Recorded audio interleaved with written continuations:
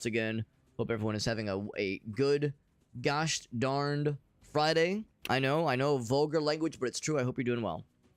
Hope everyone's doing well. Yeah, at the time you were unsure, Mirror Kid. Yeah, I was gonna say the vibes are looking good in that case, for sure. So what about Fisher Cats with a F-I-S-C-H? I'm actually not familiar. Nothing with Fisher Cats. As a person that grew up with dogs, I only have like a cursory knowledge of different cat breeds. I mean, I'm aware of a bunch of them. But I don't, there's a ton I don't know, and there's a bajillion I've never been around. Like, I know about Calico, I know, of course, about Tortoiseshell, Tuxedo Cats, because obviously Ferret's a Tuxedo. You know, Orange Cats, like, there's a whole bunch that I know about just in general. But, and I mean, there's also the ones that people really, really like, but I think are fairly rare. There's one that's like, is it called Russian Blue? It's like Russian something that I know is fairly popular, but I think is maybe fairly rare. Also, Maine Coon. I've heard that Maine Coon cats are highly sought after, but not always very common. Very majestic, like very beautiful cats. But extremely large and probably so fucking fluffy, like so much fur. Yeah, Grin, there you go. Maine Coons, exactly. Yeah. Yeah, what about tigers and cheetahs? Yeah. Well, I would assume that it wouldn't be a question of safety for a Maine Coon. I mean, maybe I'm wrong. Maybe that's not just a... I assume that's just a larger domesticated cat. Maybe it's not domesticated. I just assumed that it was. Yeah. So Fisher is not a cat. Okay, it's like a large ferret. Okay. There's also like... Well, then there's the cats that are... They're not a great cat, but they're a... there's something in between. They're definitely not a domesticated cat. Oh gosh. What's it called? Ocelot? Yeah, I think Ocelot is what they're called. Not of the revolver kind, not Metal Gear Solid, but no, an actual honest-to-goodness Ocelot. I think those are large enough where, like, to have one as a pet, you kind of don't... You kind of need to have, like, a space for them to, like, run around and climb around. You can't just, like, have them, like, in your house. Well, I guess you could. I guess you could have them in your house, but I think that's not... I think it's a little bit beyond what the typical cat experience is. What's up, Aleph? What about a bobcat? Would not recommend a bobcat. Yeah, Samir Cat, you had a Russian Blue. Okay, yeah. Maybe I'm wrong. Maybe they're not rare. I assume that they are because I don't think I've ever seen one. So you can own a Maine Coon. Okay. Cat hardware, running dog software. Oh, I got you. Graham. Gotcha. What about a Pallas Cat? Pallas Cat? Yeah, again, same kind of thing there. I don't think I'm familiar with that one. Fun for about 5 seconds. Yes, there's a whole bunch that I'm completely unaware of because again, since I never really grew up around kitty cats, I've always loved them, and I still love them, and I'm starting to become more aware, more educated. There's plenty I don't know. It's true. It's heckin' true. Go ahead and get the multi-stream running. Actually, just kidding. The multi-stream is almost running. I think we are good to get the show on the road. I think we are good. So, yeah. Hold on. Let me just grab one last thing. And then we are truly set. Truly and for realsies. No joshing around. We're really set this time. All right, friends. All right, friends. We are good. Welcome back to Friday stream. Or welcome back to... Wait. No, it's not welcome back to Friday stream. Friday stream is beginning. That's not correct. Welcome back to Soul Reaver 2. There we go. We got there, man. Welcome back to Soul Reaver 2. And once again, last time, we actually managed to knock out a bunch of shit. Managed to take care of a bunch of business. So much business. We got the Light Reaver and the Air Reaver. Not just one major dungeon completed, but 2 major dungeons completed for the price of one. Can you fucking believe it? We actually have the Soul Reaver, or the Air Reaver, out right now. Okay. We also are surrounded by a bunch of dudes. When we save the game, surrounded by dudes and creatures. Okay, the Reaver's getting very juiced. I will bonk. Please, maybe. Hold on, I can't really get to you, bro. Whoop. It's getting kind of awkward. I'm like trying to sidestep around you. Ah. There we go. Is that gonna be enough? Apparently, I lifted an enemy into the air with the Air Reaver. Did I? I mean, I used the sword, like my regular sword. I didn't really use the Air Reaver for it, but sure. Good enough, I suppose. But anyway, yeah, so we've knocked out a bunch of cool shit. And we still have more to do. For instance, there's at least one more. Actually, no, hold on. Can I use this one? Okay, because it kind of looked like the Air Reaver icon. So there's one more, at least one more Reaver flavor for us to find. We've got Dark Reaver, Light Reaver, and Air Reaver. There's at least one more. And I'm guessing the last one, well, at least one of them is going to be red, because we had that one vision of Raziel with a red Reaver flavor of some variety. Not Reefer flavor, I'm talking about Reaver. Talking about that stuff where you can actually. Yes, I want to do that too. What I really want to do is throw it. Pop. That's how you do this. Ow. Then you get smacked. No, I don't want to grab this. Ow. Like, I'm trying to get rid of this thing so I can kill him with the regular Soul Reaver. Or the regular, just my cool Reaver, rather. Oop. Ow. Yeah, it's kind of kicking the shit out of me, honestly. Oop. There we go. I kicked him in the foot, and that's what made him vulnerable, apparently.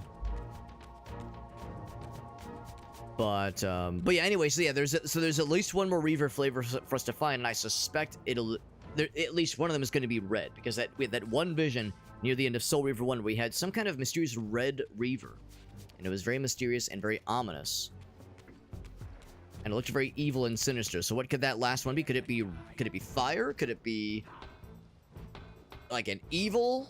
Like, of course, when I think red, I think like the fucking Sith saber. Oh my god, camera, please.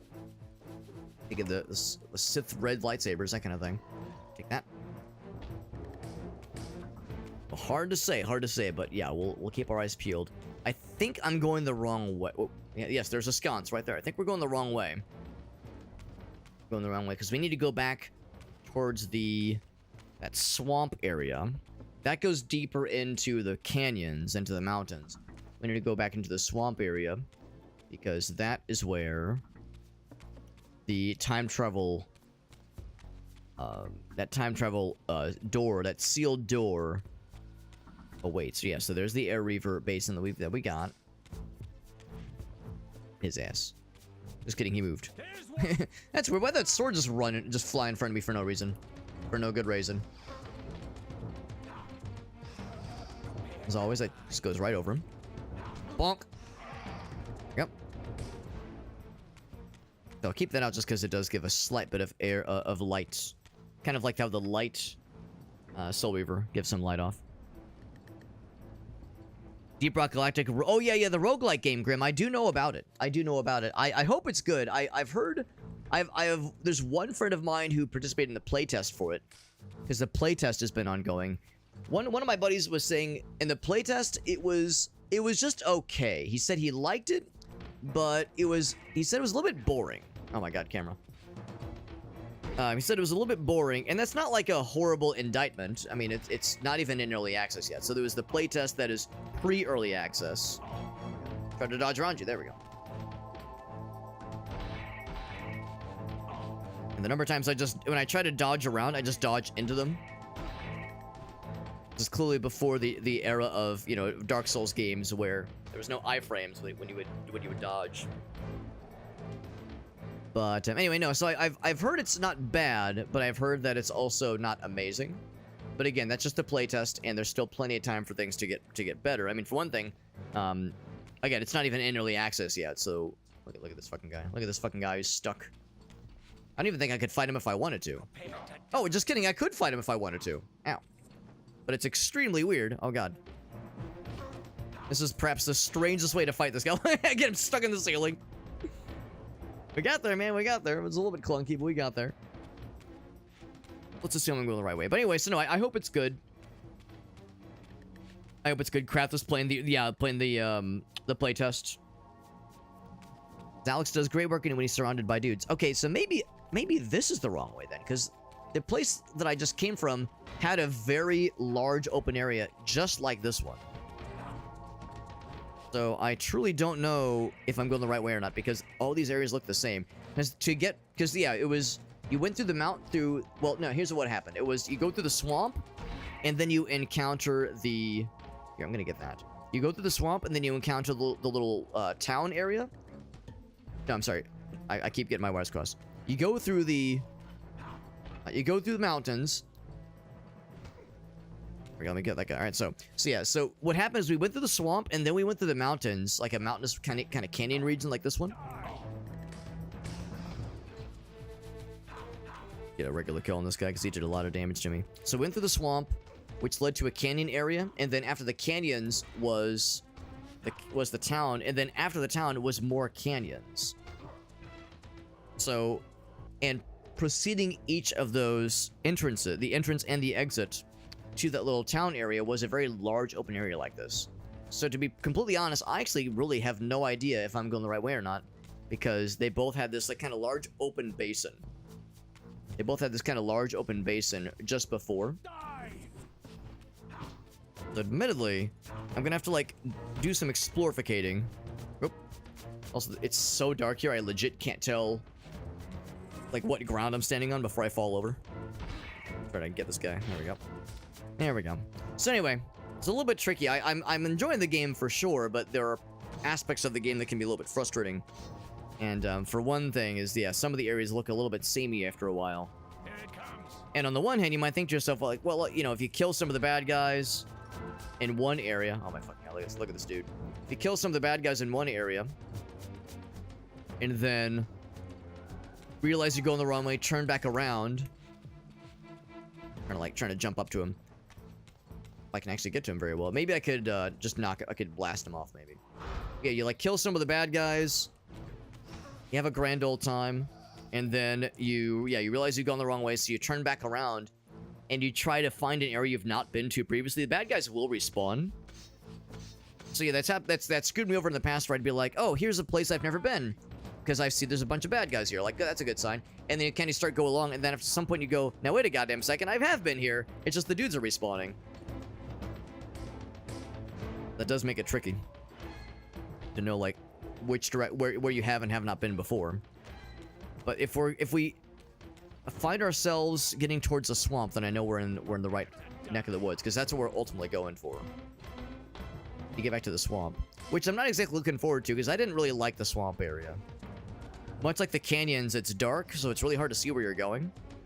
And also the sludgy swamp water stuff is like very slow to walk through, so it's like very awkward doing the platforming. Yeah, I think honestly, wait, hold on. So I know that right now is a dead end. I don't think we can do anything with that.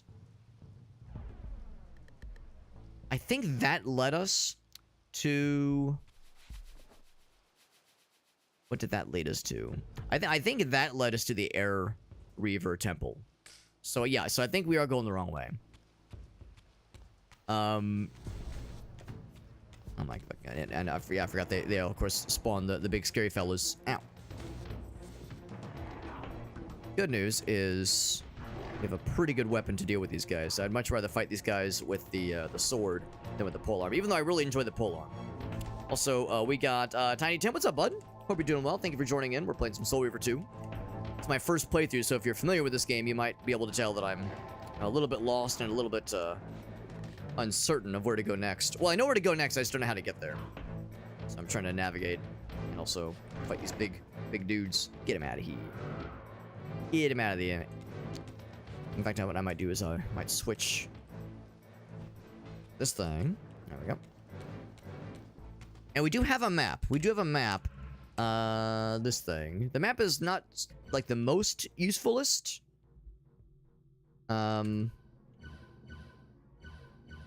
So we want to get to the time streaming device, which is through the swamp. So it doesn't exactly tell us exactly how to get a certain area, although it does tell us the cardinal directions to follow. It does tell us the directions to follow. Generally, at least. Generally. So, yeah, so it says that we're in the town right now. We're not actually in the town, but we're, like, in the canyons, either after or before the town. So we generally want to go southwest. We generally want to go southwest. So we'll use that as our North Star, or our Southwest Star. Oh, jeez. Oh, God, camera. There. There. Fight 2 of these guys. These guys are really tough to fight, too.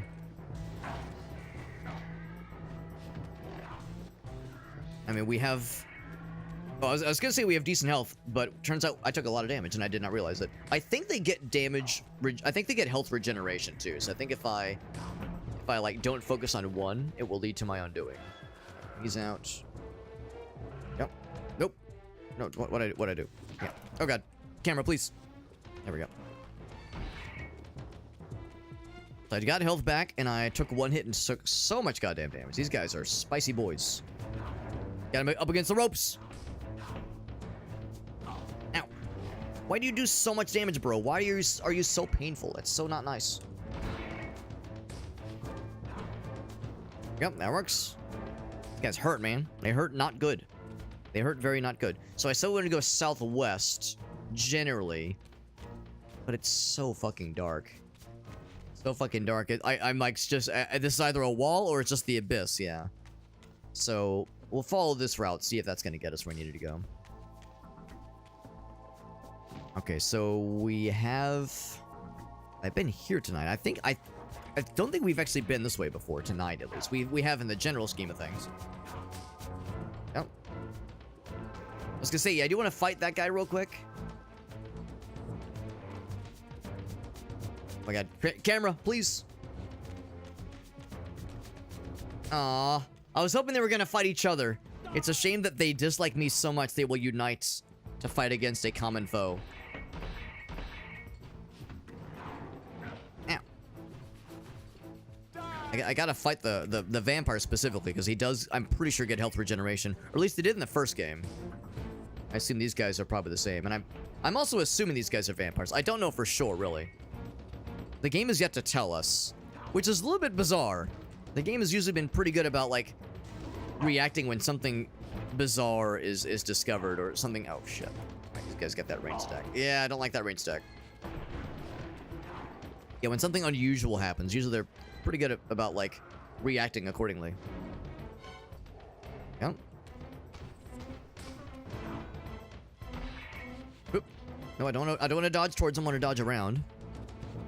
Dodging towards is generally a bad idea because there's no iframes in this game. This ain't Dark Souls. There we go. There we go. No, hope you're doing well, Tiny Tim. We got Wolf King. That's my man Brian. What's up, buddy? Good to see you, dude. We're playing Soul Reaver 2 for the first time. We actually beat Soul Reaver 1 just a couple nights ago. And we jumped right into the second game. This is the remastered version, which I'm sure you're probably, if you've played this game before, you've probably already figured out. Probably already noticed this is the remastered version, because the original game didn't quite look quite this good. Although, if I press this button, it actually shows you the original graphics, the original presentation. So, and I think the original even, like, looks pretty alright. I mean, it was a PS2 game. They want to focus this guy, because he's the one I've wounded the most so far. Yep. So I feel like they did pretty alright with this game. And again, it's a PS2 game. The first one was a PS1 game, Soul Reaver 1. And Soul Reaver 1, I mean, this is not to throw shade, but it's just how it is. Soul Reaver 1 was not a beautiful game. I think the vibes were immaculate with that game. They did a great job with the presentation. Was it a pretty game? No, it was not. I don't think anybody would dispute that. Whoa! Just say, can I get the kill? Okay, he's dead. Seems like these guys are susceptible to fall damage. So yeah, Soul Reaver 1, I'm not trying to say it looks like garbage or anything, but I'll just say its graphics were not its strong suit. But okay, so this just brought us right back. So god damn it. I'm trying to figure out how to get back to the swamp. Unless I've gone the wrong way from the get-go. Maybe I've gone completely the wrong direction entirely. God. Trying to dodge past you, but I can just keep dodging into him. There we go. Trying to do that little sidestep action. Yeah, I'm trying to get back to the swamp, but I don't know how to get there from here because, unfortunately, the map isn't super helpful. And all the areas kind of look the same. Maybe I have to go through the swamp or go through the town, and maybe there's another exit that I missed. Up through this way. Except, no, that's not right, because I remember specifically having to jump up onto these little ramparts when we first got here. So no, that is definitely not the right way. That's definitely not the right way. According to this map, the overworld map, the area we need to go to is kind of like west by southwest. We kind of want to go down this way. So we're right here. We need to go west by southwest. I was following this route. Yeah, that one, I was kind of following that as my general kind of bellwether. And that's where we came from. So let's try it this way. Let's try that one. Unless this is where I came from. I do see there's a weapon here from a dude I killed. Kind of a coin flip. Well, let's try it, though. Did you ever play these games? Mr. Brian? Mr. Wolf King? Have you ever played any of the Legacy of Kain games? I've never played Blood Omen. I've only played this game in Soul Reaver 1. Yeah, we got that remastered edition. Oh, no, this is literally where I just came from. Okay. Okay, so we literally just came here. That I know. Actually, yeah, hold on. Is that a thing we can actually climb up to? I think it is, but I think it's a dead end. Jump up there. Because I remember looking up there once before and being disappointed, but I can't remember what exactly was disappointing about it. There we go. Because it looks important. But yeah, we came up here. I think we even fought some dudes last time. But I think there's nothing, like truly nothing up here. Okay, so that's what we just tried. So I think it's got to be this way then. Die, monster. There we go. Got his ass. There we go. Yeah, you played Soul Reaver 1. Yeah. Or no, you know about it. Yeah, exactly. Remember it being just in general. You remember one. Yeah, I got you, Wolf King. Yeah.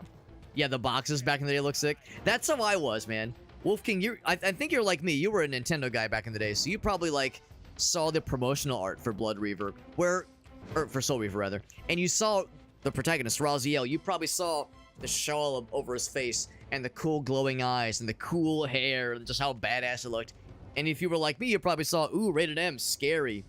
Maybe not scary, but like, these games look intense. And they are, they are pretty intense. They're very, I'm trying to lock on, there we go. You know, the goth kid energy is very strong with these games. And I don't mean that disparagingly. I'm not trying to sound dismissive.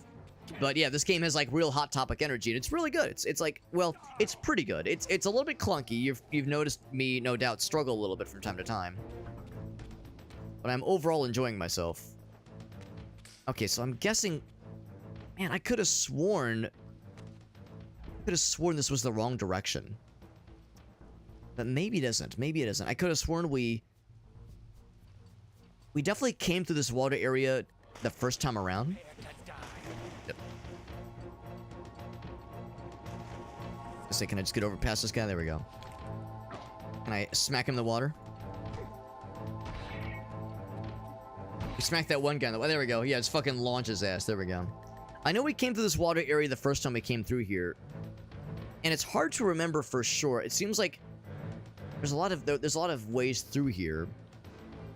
I don't remember like exactly what it looked like when you first approached, but I seem to recall jumping on a platform, kind of like that one there. That one trying to like turn my body. There we go.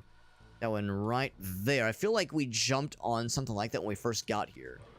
Oh shit. So I don't know. I feel like this is the wrong way, but maybe it's not, because we do have a path leading west, which is encouraging.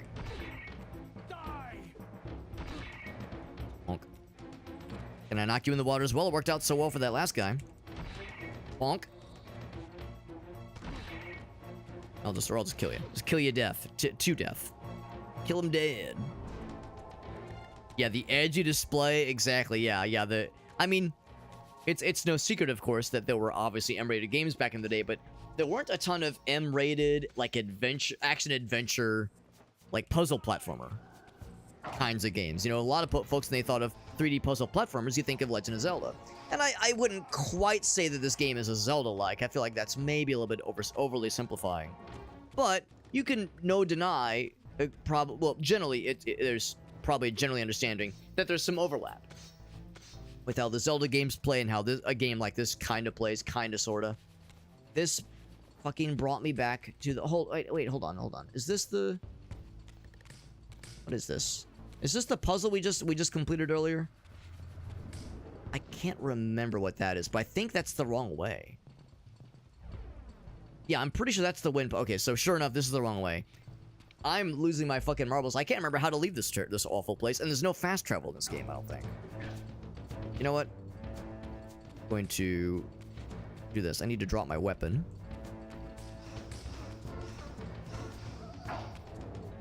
I'm gonna lose a lot of health, but oh no, I don't want this. Shit, let me drop the weapon. There we go. I wish it was not so easy to pick up stuff you don't mean to pick up. Like this, god damn it. Drop it. No, I want to use the Soul Reaver. I wish it was a different button to pick up weapons. Because no, I want to use the Soul Reaver. No, I want to use the good weapon. For quick kills.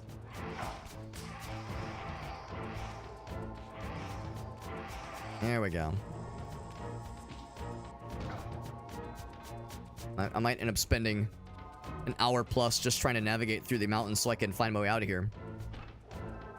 Because there's no fast travel. There's no way... Well, actually, hold on. Let me try some things. Maybe I haven't tried enough things. And yeah, I can't... There's no fast travel here. And I've not seen anything in the map or in the save points. The save point areas that allow for fast travel. So I don't think that's the issue here either. We got Frax in the house who says, when are you going to play some Blood Omen? Maybe eventually. It's a game I would like to play at some point. I think it's a game I would be into. Frax, do you remember how to leave this terrible place? Because I've been, I'm pretty sure this is the wrong way. I'm pretty sure this is back to the Wind Temple area. Like the Air Temple area. I'm, losing my goddamn marbles here. Yeah, the door is sealed, yeah, so I can't go back. Oh, he might actually blast my ass.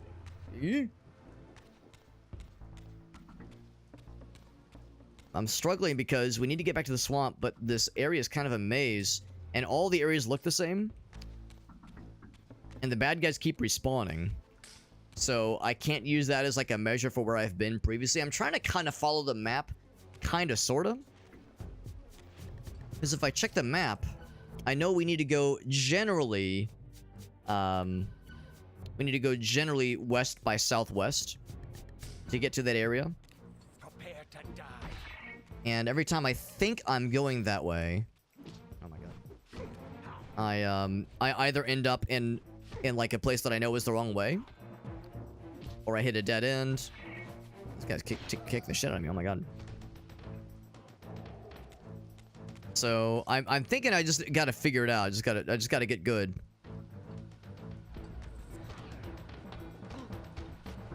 Kick him in the water. There we go. Get him out of there. So it's a little bit tricky. So I think what we need to do is I think what I need to do is I need to go back to the to that town, because we went through the town and I thought I went through both of the exits.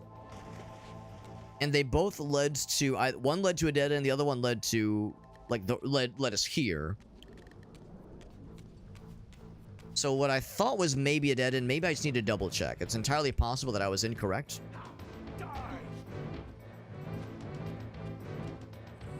Cool. So let's get back to that town area. Or maybe there was a third entrance. Maybe there was a third entrance that I'd missed. Or like a third way to navigate through it.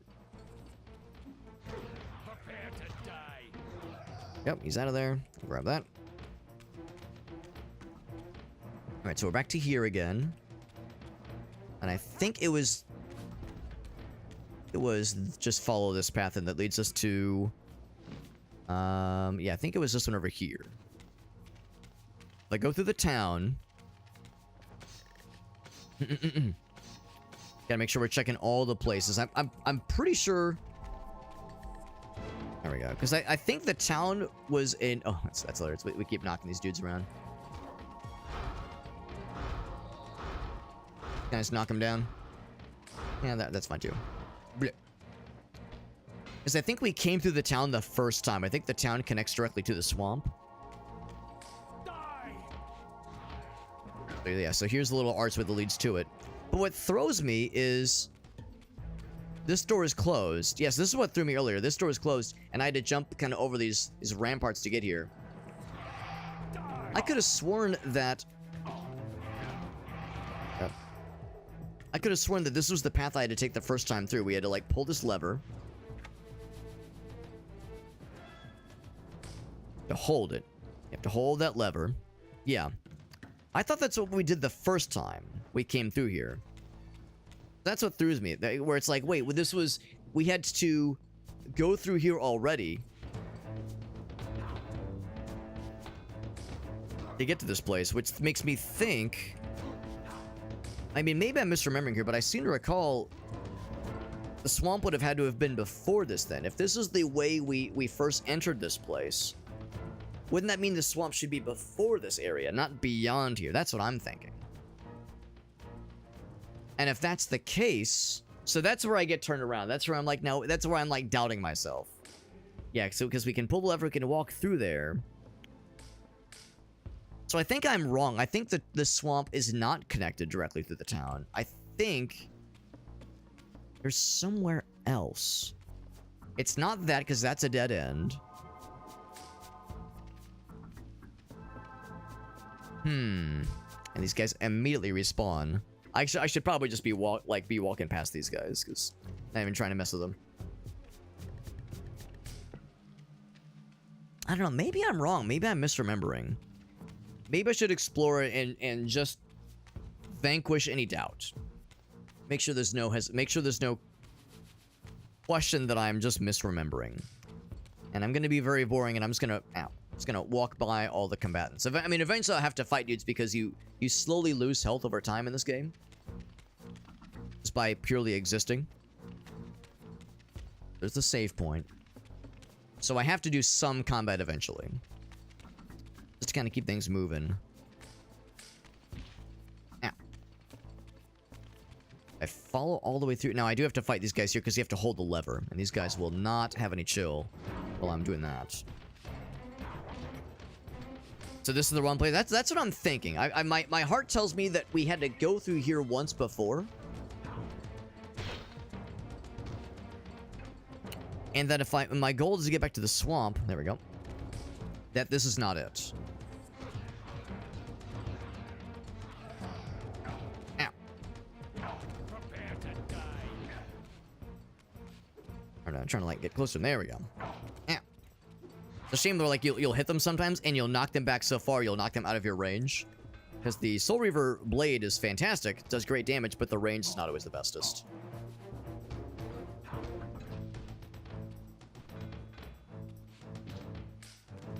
I wish the when your camera was like not directly behind you when you're trying to do a side dodge, which was a little bit easier.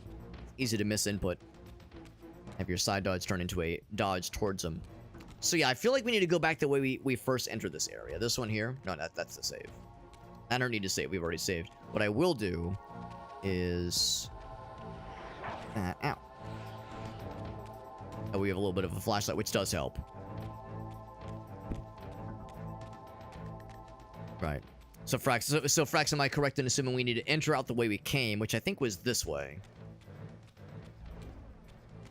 Because this is the one where we had to jump over the battlements and hit that switch and that whole deal. I think that's where we need to exit. So keep an eye out for an empty... Okay, yeah, so an empty Reaver basin. Yeah, I got you. I'll keep an eye out. Because there is this. That looks to be a dead end. I'm just going to walk past these guys because I've fought them dozens of times by now. Dog is so fast. Oh, shit. Ow. Let's see. So there's that empty basin right there. That's where we just jumped. I think it's going to be that one over there. I think that's where we're going. Yes, we're not... Yeah, not going to that big guy because that's a dead end. Even though it looks very important. It looks very important and dramatic. We are heading west right now. So keep it looking up. I think it might be something off of that water area. Ow. I think it might be something off that water area is where we're ultimately trying to go. But there's like a bunch of kind of exits from that water area, and they all kind of look samesies. So that's where it's tricksy. I think this is the water area here. Right.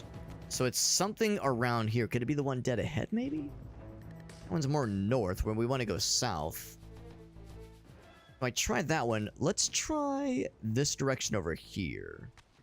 The thing is, I don't know if that leads anywhere. I legit can't remember. Oh, is it not the water area? Oh, okay. Oh, shit. Just trying to stand on this guy for a moment. Oop. Can I not make that jump? There we go. That, yeah, I think that might be a dead end. That might be a dead end. And I think we've tried this area. And honestly, that area looks great because it goes southwest. That's where we just came from. Is there anything else? Here, we've tried that too, and I think that's also a dead end.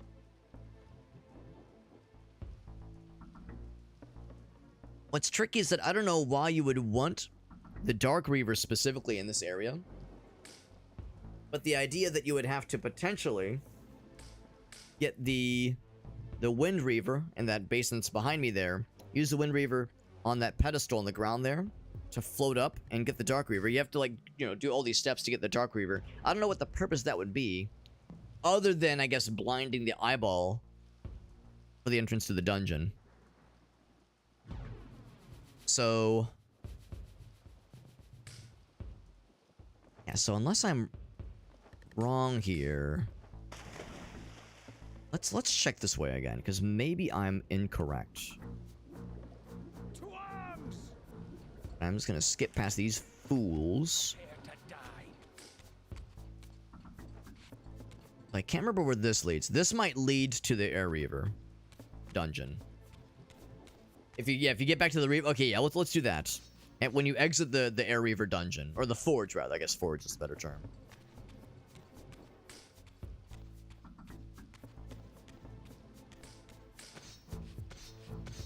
There's a high road you have to exit from. Cool. Thank you, Frax. Thank you. Okay, yeah, this is it. This is it. So there's a bottom road I just took. We're looking for a high road. Oh, I think I see it. Oh wait, no, maybe. Hold on. Is this something you can climb on? Switch to the remastered visuals. Oh my god, I'm getting freaking swarmed. First exit. Look for like a high road, not a low one. In like the water area. I gotcha. So yeah, so I do jump down here. Camera. Whoa. There we go.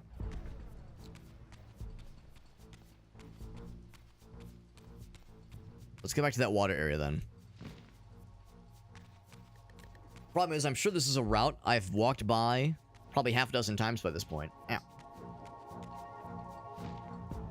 I'm sure I've like just blinded past it multiple times because, for one thing, I'm generally not always the best at navigating in games like this, but it's tricky where they all, for me at least, they all kind of blur together.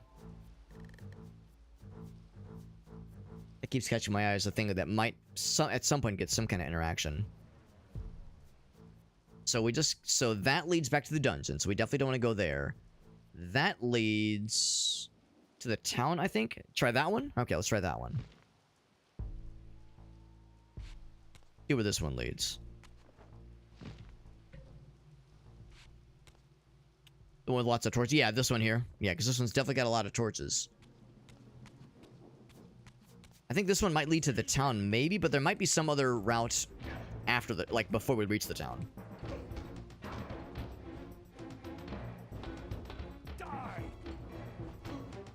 Health back, so I'm going to kill this guy for the juice. Let's try this, and let's keep our eyes peeled for other routes that I've not considered, because, yeah, the downside is because it's so dark, walls that are climbable are not always so obvious.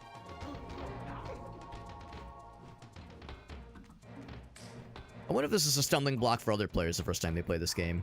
And at least I'm blessed because I've got the remastered visuals, which probably helps some with, like, you know, maybe slightly better lighting. So You know, my constant bitching about how it's like really dark and hard to see. It's probably worse in the original version.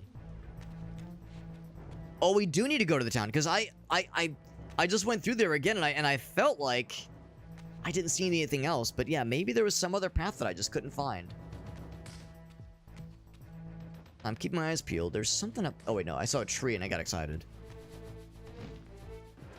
So that's a dead end. Yeah, it's gotta be this way. Gotta be this way.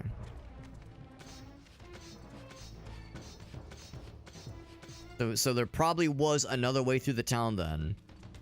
There's another lever. Okay. This town right here. Did the door shut again? It sure did. Yep. Die. Yep. Game that the dudes keep respawning. At least in the first game, the dudes didn't like respawn every 5 seconds.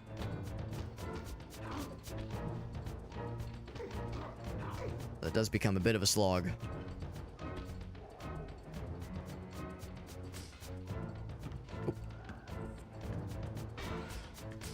Ow.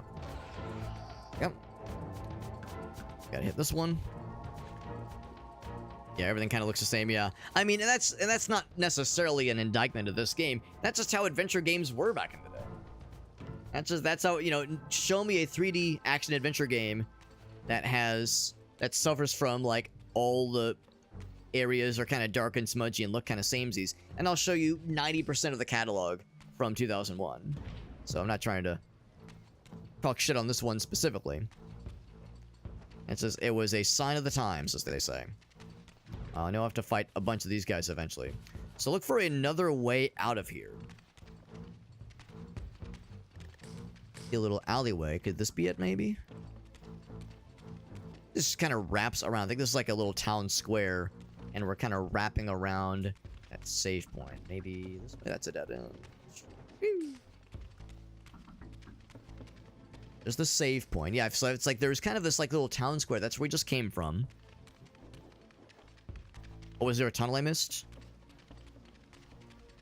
Go back. Let's go back. So this is where we first entered. Yeah, that right there. That's where we first entered. So there was a tunnel I missed. We went around the left-hand side first.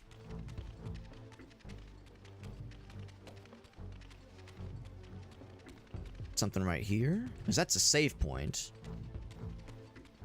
No way out of the save point. Feels sacrilegious for the bad guys to be following me into the save room.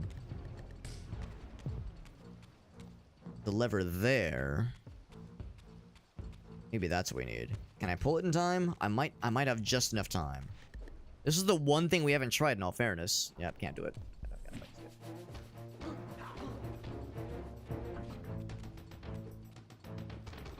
All these other roads have led to either exits that we don't want or backtracking to where we've already been. So it's the last thing to try.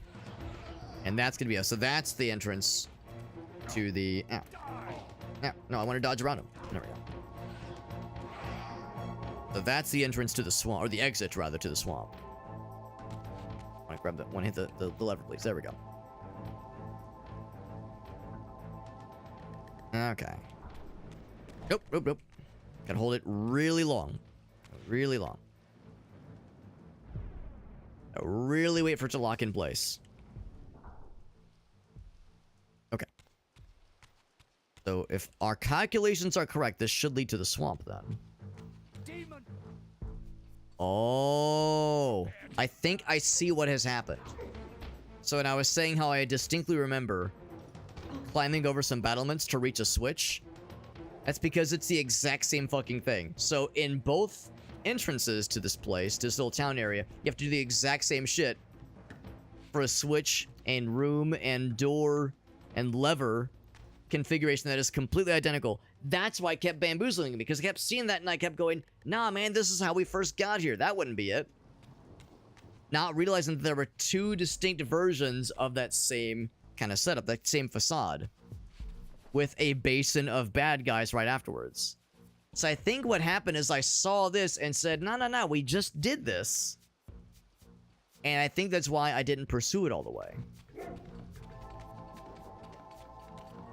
I'm so sick and tired of fighting these dudes over and over again.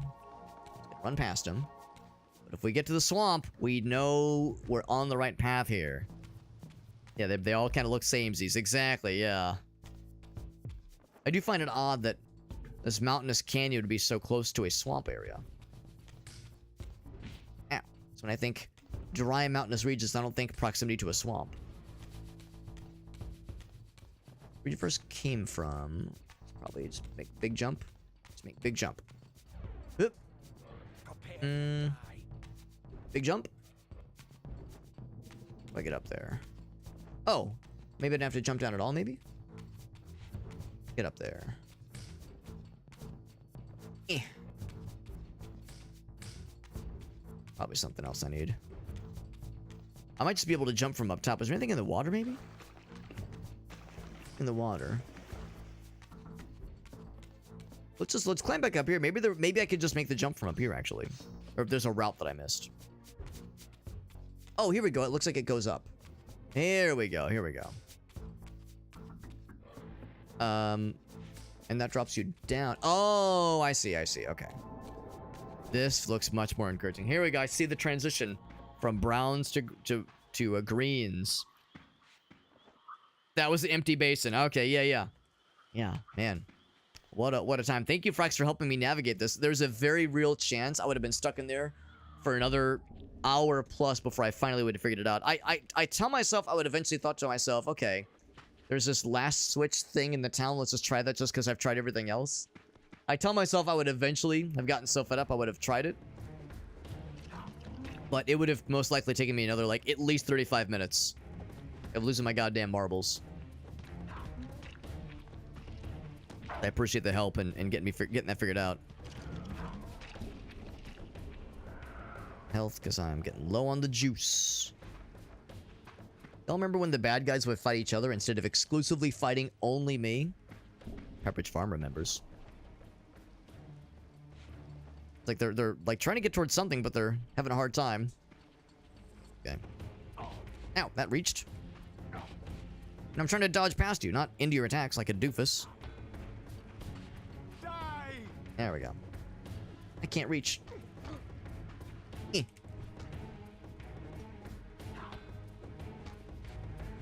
Get his ass. There we go. Use the Air Reaver. Oh, that's huge. Actually, yeah. So I have it technically being used right now. Like it's, you know, my hand is glowing, so it's technically equipped. I'm not like actively wielding only that one, like as my primary weapon, but it is out right now. Oh, no, I'm wrong. This is the Light Reaver, I think. So I need the Air Reaver when we have the next opportunity to grab it. That is very good to know. Thank you. Thank you, Frax. Yeah, we got the light one right now. Came from that way. Let's climb up here.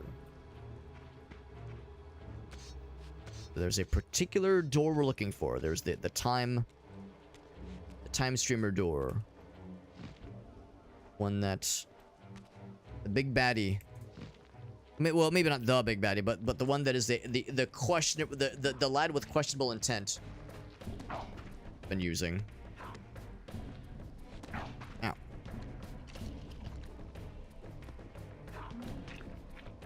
Still not dead. Still not dead.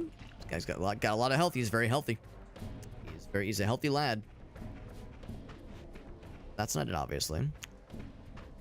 Looking around, but yeah, to Frax's point that we want to keep our eyes peeled for an opportunity to grab the Air Reaver, because that would help a whole lot with just navigating through this stuff.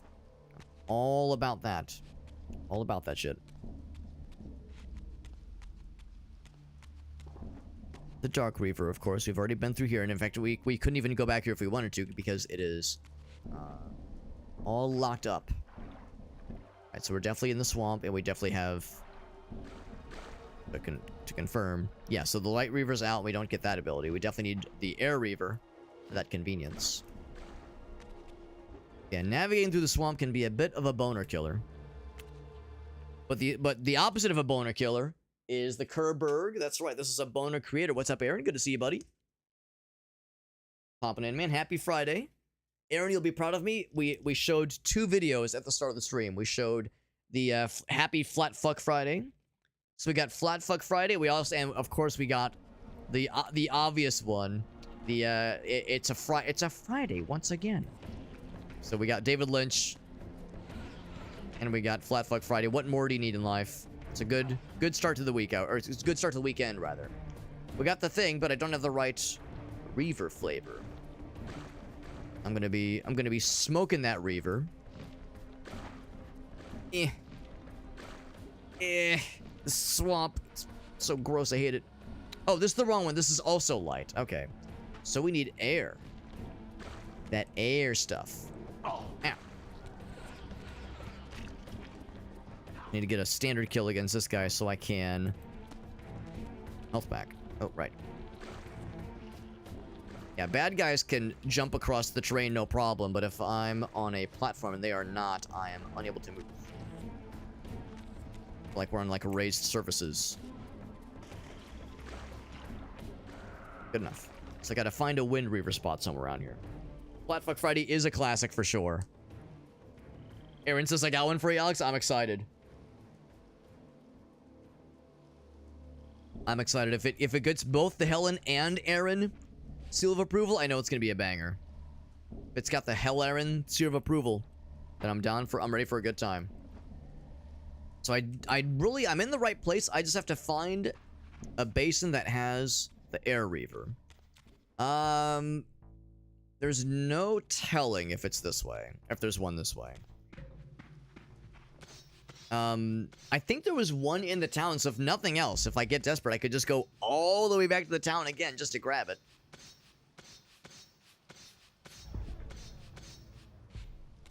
Might be one sooner than that. But if nothing else, that is a guaranteed way. Thing that has what I need. Because that's just the light one. We already have the light one. Jump on this guy, see if that gets us some added visibility. I'm excited. I'm excited. If nothing else, I'll definitely watch it on my own. Here we go. Here's one. I'll definitely watch it on my own. If you got the channel points, we could all watch it together, though. There is that as an option. And confirms, just like Frax says, when you have the Air Reaver equipped, you can move freely through the swamp. What a difference that makes. It's a bummer that we're getting this after only once we're about to be done with the swamp. At least for the time being. There we go. There we go. Thank you again for the assistance, Frax. I'm sure you could tell this area is, I think, maybe a little bit frustrating to newbies, or at least I find myself getting frustrated by it. But your assistance makes it very helpful, so I appreciate the nudges and the assistance. Help me find my way. Very, very helpful, dude. So we have to just ride the wild wind. So I burned my points between that and the microphone friend refreshments. Jump, and then you hold space, but then also right click. Ride that up. Oh shit, right. What I keep getting fucked up by is you have to hold both buttons down, and if you release the wrong one, you'll just drop like a rock. To be honest, I'm frustrated that when you begin the glide maneuver, it lurches you forward automatically. If I press no other buttons, glide maneuver lurches you forward. I wish the glide maneuver just had you just glided in place, because now you have to do this awkward song and dance where you press a second button to halt your moving forward, but it doesn't fully halt it, is the thing. It just kind of like dampens it a little bit. We still kind of go forward, and to be honest, I kind of don't love it. Yeah, that's enough. Can I make it? It's a little bit clunky. A little bit clunky. Next area has more light. I mean, I already feel better about this. At least I can see what I'm doing. At least I can tell the difference between a wall and just like the sky, or just an ominous void. So this already is, even though it is derelict of color, it has more color than we just were, which I'll take. I'll gladly take it. So do we have the smarts to operate this device by ourselves and just hope it'll work? We probably don't, but we'll see. We'll see. I had no choice but to act purely on blind faith. Give it the old college try. There was no way to tell what error this device was tuned to, and I had neither the knowledge nor the means to set the machine myself. I hesitated only briefly. Then, throwing the switch, I hurled myself into oblivion and relinquished my will YOLO. to the hand of fate. Hold my beer. Time travel. Do some gambling. I've wondered about that. Like, yeah, gambling with channel points. I've wondered about, like, stuff that we could gamble off of. Gamble channel points off of, that is. You know, because one thing we could do is when we're starting the stream and we have the Smash Brothers matches going, the NPC matches, we could gamble off of that. The tricky thing is that I typically try to have the matches go fairly quick, so we're cycling through them quickly. But we could have, like, longer matches. We could have longer matches when we're starting up the stream, or maybe just one, just a single long match while we're starting up the stream and have people gamble, like, what channel points, or gamble their channel points for who they think is going to win. The trick, though, is that that's only for the start of the stream, so, you know, that's, that unfortunately excludes folks that pop in a little bit later. Yeah, how long before Japan gets mentioned? Yeah. It happens often. We're heading back to the past. He's gonna take you back to the past. Now, this game does not suck ass, though. This is not the game that sucked ass. This game is good. Although it has its frustrating moments, I like it more than I dislike it. Aaron says, what was that? Japan mentioned. That's the thing. Aaron is fellow Japan guy. Now, this looks encouraging. Hope and against all probability, it seemed that the device had unerringly delivered me to the era I sought. For these were Sarafan banners, and these vampires apparently the victims of their crusade. The coincidence seemed too convenient to naively ascribe to fate. But whether my opportune arrival had been orchestrated by Mobius or some other influence, I didn't know. Now the question is, if Ordrin still lived, I would find him. I was wary of further deception and resolved to tread carefully. so I'm guessing this is a separate, a separate time zone from the one we just from which we just emerged. Well, let me say it the other way. It's a different one from the first one. The first one was, I guess, 30 years. Hold on, what was it? What was it 30 years before? It was 30 years before something. I can't remember what it was 30 years before. But we heard at one point, yeah, it was like 30 years before the events of blank. And I can't remember what it was.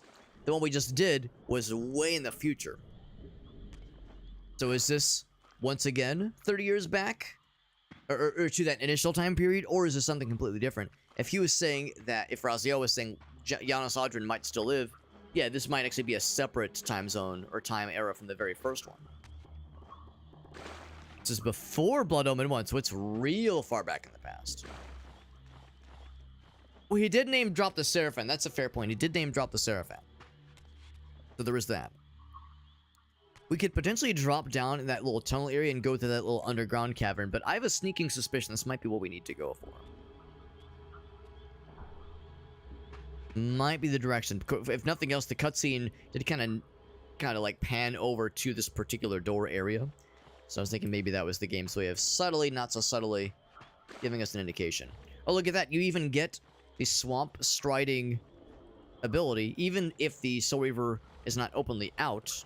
Just by having it equipped, by having it staining your weapon, that's enough. Be able to walk freely through the swamp water. So that's nice. It's kind of frustrating though, because we can go back to the original graphics for a while. The period in which that would have been the most beneficial would have been when it was dark and hard to navigate and a pain in the ass. Now that it's like I can see so much nicer.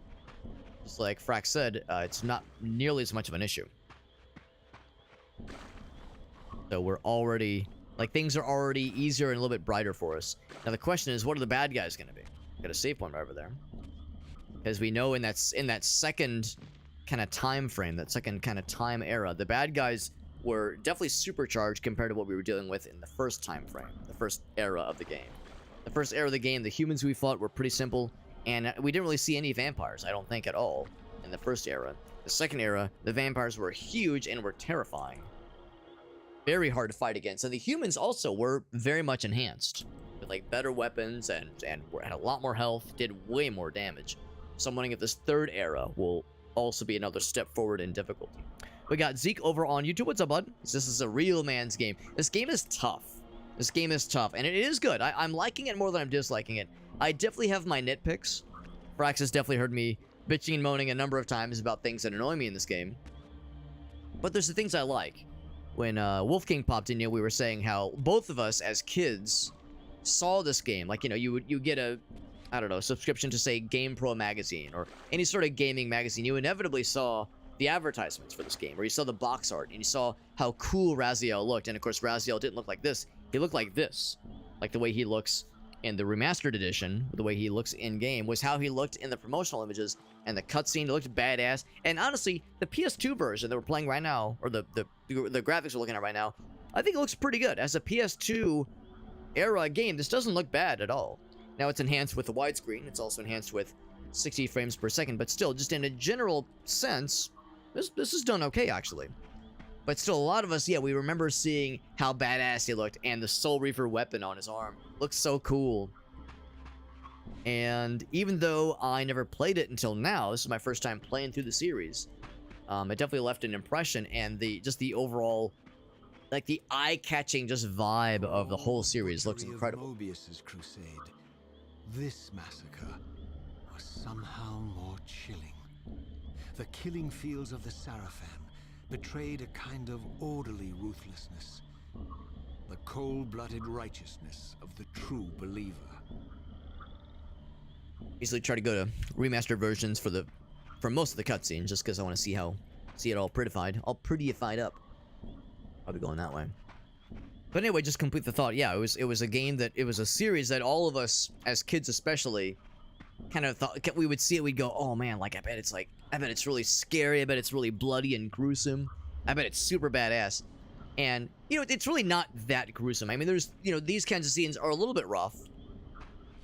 Actually, not much more gruesome in the remastered version. It's really hardly unchanged at all.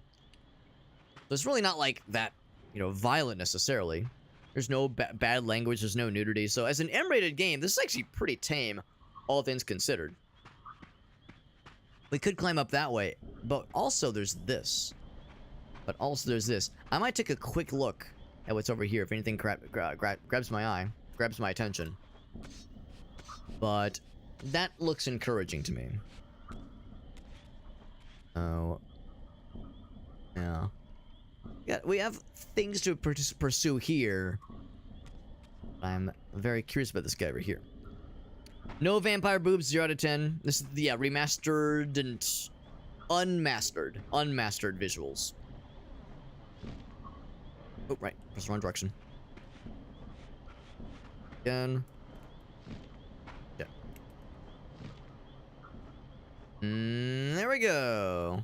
Grabbed a torch. we don't need the torch. I just grabbed it so I'd have a weapon. That way when we fight some kind of fella, some kind of bad guy, I can use it more effectively. Because I want to get like regular kills so I can get the health back. I definitely lost quite a bit of health. Oh, back to the mountains. Here we go. By all that is holy. Here at last, in the flesh, I beheld my former brothers in arms, the warrior priests of the Sarafan Order, their lives devoted solely to the annihilation of the vampire plague.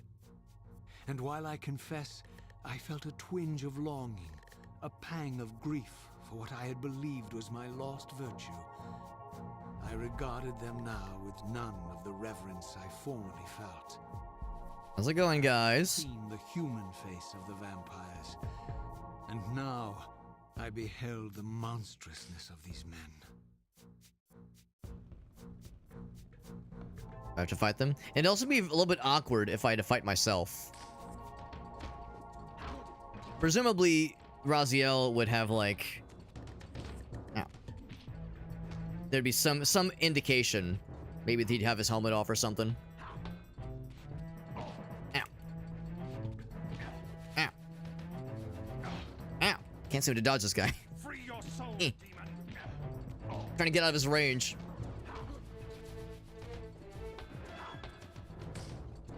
Free your soul, demon. Can light his ass on fire. There we go. Now I lost this thing. Can I grab that? There we go. I like to suck. Thank you. Ow.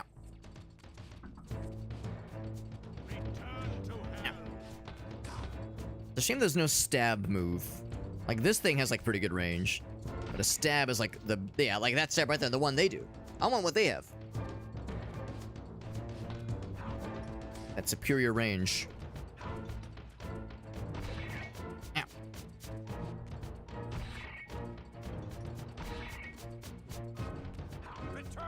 Like, this has better range than the sword. Bonk.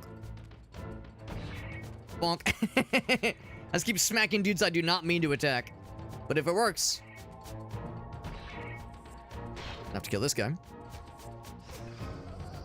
Oh, no, I don't want rat. That one, because I want the health.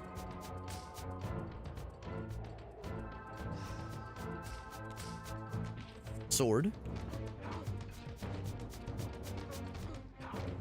Sword, of course, feels a lot more familiar.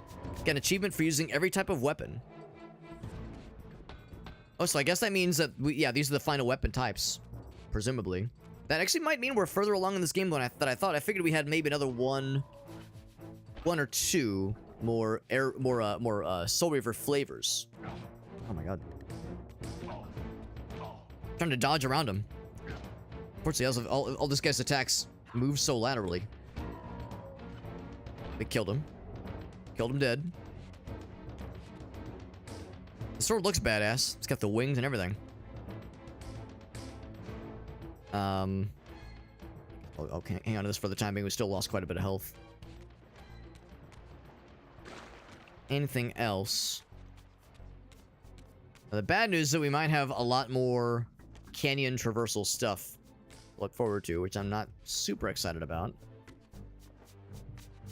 Go up there? Probably not. I'm guessing we have to go this way. Is this the future? No, this is the distant past. This is the distant past. Frax was saying this is actually before the events of Blood Omen. So this is actually even before Soul Reaver. Soul Reaver 1, that is.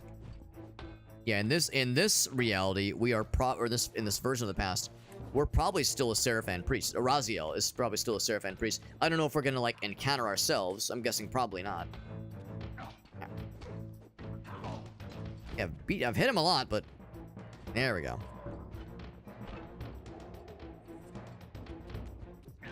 Ow. Whoa.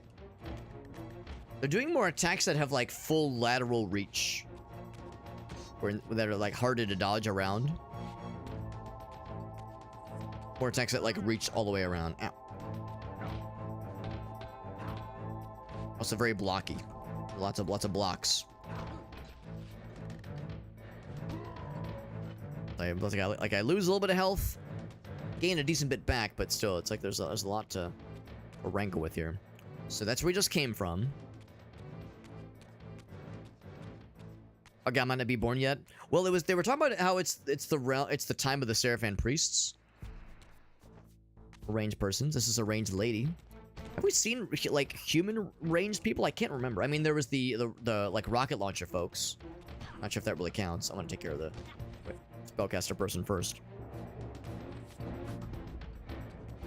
There was the undead version of the dudes that would, oh my god, that would do the they had their like kind of spellcasting thing. They had their ranged attacks. Not sure if there were human versions though. Nope. But anyway, no, I'm pretty sure we were born, because when Raziel first saw the Seraphan warrior priests, he made a comment how it's like, oh yeah, these were my brothers. I remember them. Like, I remember fighting alongside them, and I like, he feels the sadness of no longer being part of them, but also recognizes that there was not altruism in what they were going for. They weren't like as noble as he first thought they were. First thought that they were. Their plight not as like pure and noble. There's complexities that they had not considered out. Grab this. I think that was all the range. Oh, just kidding. There's one more ranged person. Ow. Not particularly. Let's say the ranged lady is not particularly hard to deal with. They're annoying to deal with. Oh, I'm gonna turn around. Oh, there's another one. Another one, yeah. Gotta deal with her first, because if I'm gonna fight these guys, I have to deal with the ranged people, because they're gonna keep chipping away. There we go.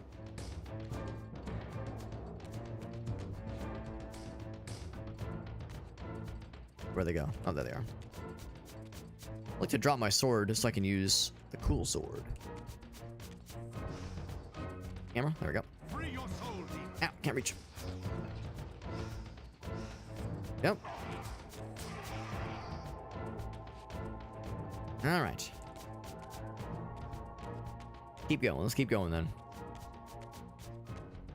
Time it's a little bit wonky. It's a little bit hard to keep track of at times. Anytime you get time travel in games like this, there's the real chance that... Oh, I don't want this. There's the real chance that things get a little bit hard to keep track of at times. No, I want to drop this. Okay, well, I guess it messed. I guess I'll stick with it because I need to get kills to get my... Get souls to get my health back. Eh.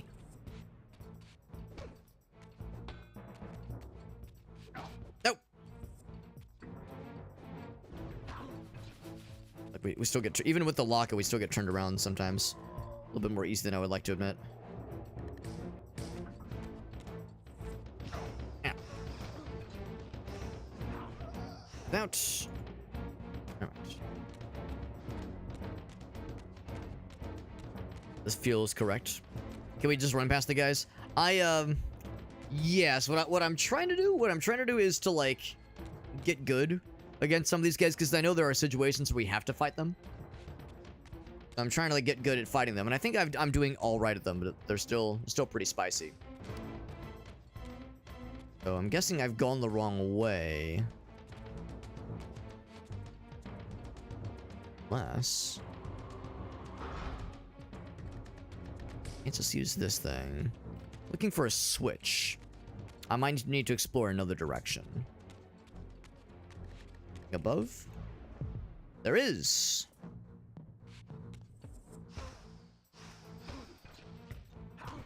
Free your soul, demon. I'll free yours. How's that sound?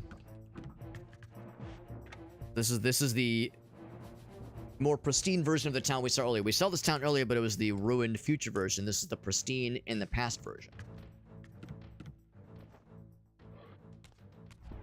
I will say fighting these guys still is a lot easier than fighting the giant vampires we had to do in the future we just came from.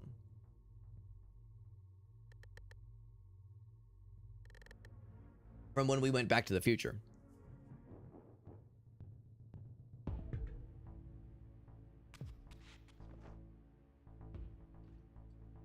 And I'll also say that, yeah, I appreciate that it's easier to see everything.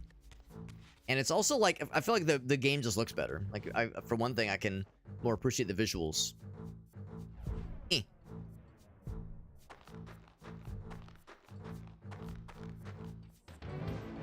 The overall environments just kind of pop a little bit better when you can... we can see past just the dark shadows of everything. Like, it makes the game... It's like easier to sell this, you know? Like, it makes the game sing a little bit better.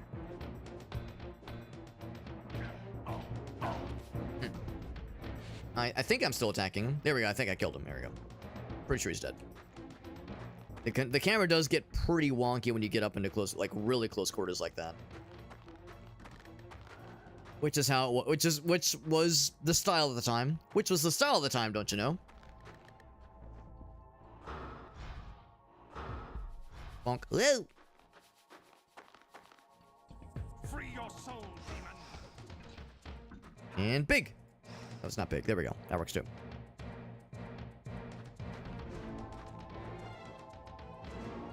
And kapap.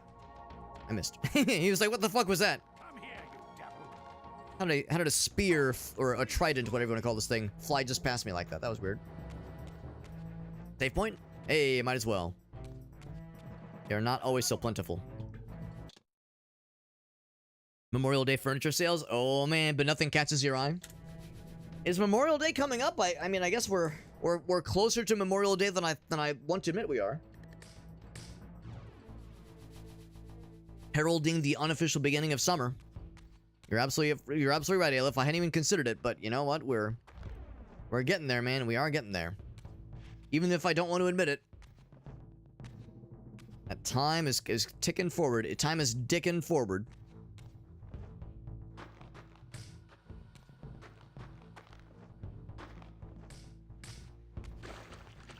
Does make sense, but yeah, nothing grabs your eye though. Memorial Day is a good time for shopping for furniture. That's a good furniture shopping time.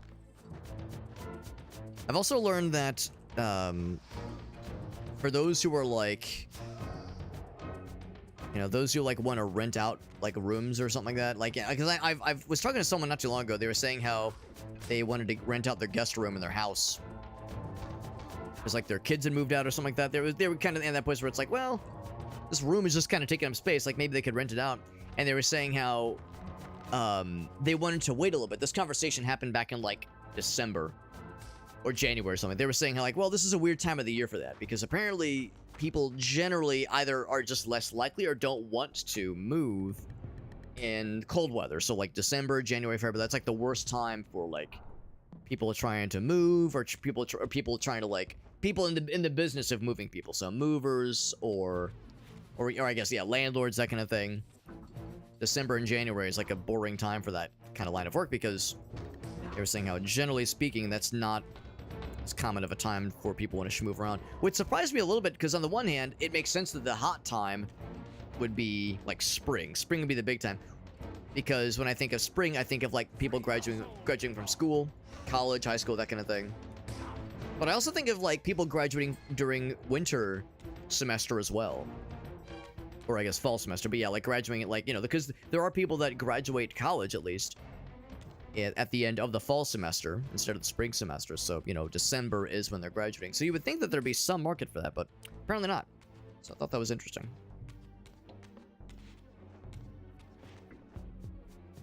What some people call the UK equivalent to Memorial Day. I'm trying to think what that would be. Do I know what that is? I probably don't know what that is, Farsight. Unless maybe I've heard the term and I just never put two and two together. Can I ask what is that term? Because now you got me curious. Look at this guy wading through the snow. That's actually kind of cute. Can kind of case the joint. We got one spellcaster lady. I wonder if we actually do go up there proper this time. Renting to a random person, yeah. Well, I think the idea is that it maybe not a random person. I think they would probably screen the applicants. I mean, I haven't talked to this person since that conversation, so maybe it was just a passing fancy. I'm not sure if they actually went through with it, but I think their idea was, yeah, they would like solicit either friends or family if there was anybody they knew that was looking for a place, and then they would meet with them, and it's kind of like, yeah, like you're like interviewing them basically. Make sure to be a good fit. Yeah, spring or summer though makes sense. May to August is kind of how it is for New York. Yeah, I imagine that's probably how it is for most folks. And yeah, Memorial Day I know is not the official beginning of summer, but it's kind of like the unofficial one. Yes. Kind of the unofficial start, I suppose. Ow. My God, I'm trying to dodge all of his attacks and I've dodged nothing. Shit on. Getting shit on in a way that is not enjoyable. A rarity. I want to get the weapon. That one. There we go. Gonna go for the spellcaster lady.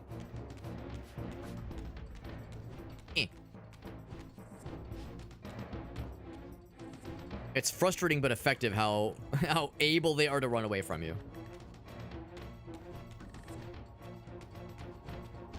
The range, oh my God, lady. The range of the running attack is very, very minimal. There we go. Dead. Ow. Ow. I want the health. I can take the health. Ow. I might have to just accept that I'm not getting it. Maybe? Nope, can't do it. Yeah, not getting it. Ow. These guys are much more aggressive in some ways. Because, yeah, in the previous zone, the dudes we were fighting there were really tough. But I had an easier time... There we go, I got it. We had an easier time getting... kinds of extra pickups. Yeah.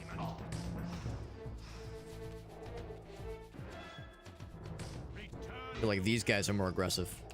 Be aggressive. From there, I'm pretty sure. I'm curious. I'm most curious about this thing up her. This looks interesting. Called Remembrance Day. And she was mortified by the name. To be honest, I don't find that mortifying. I think it seems like not offensive or not like weird. Ex-military called November hand. Oh no. Oh, the last part. The last part is why. Oh, okay.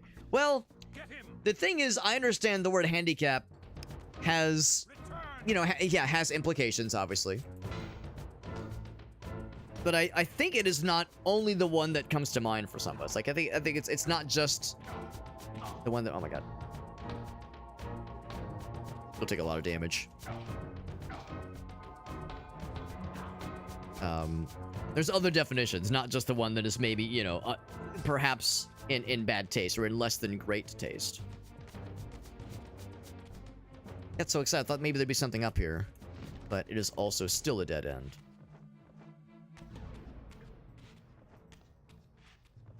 Yeah, like, forgive my ignorance, but I truly don't know. I've never actually played golf.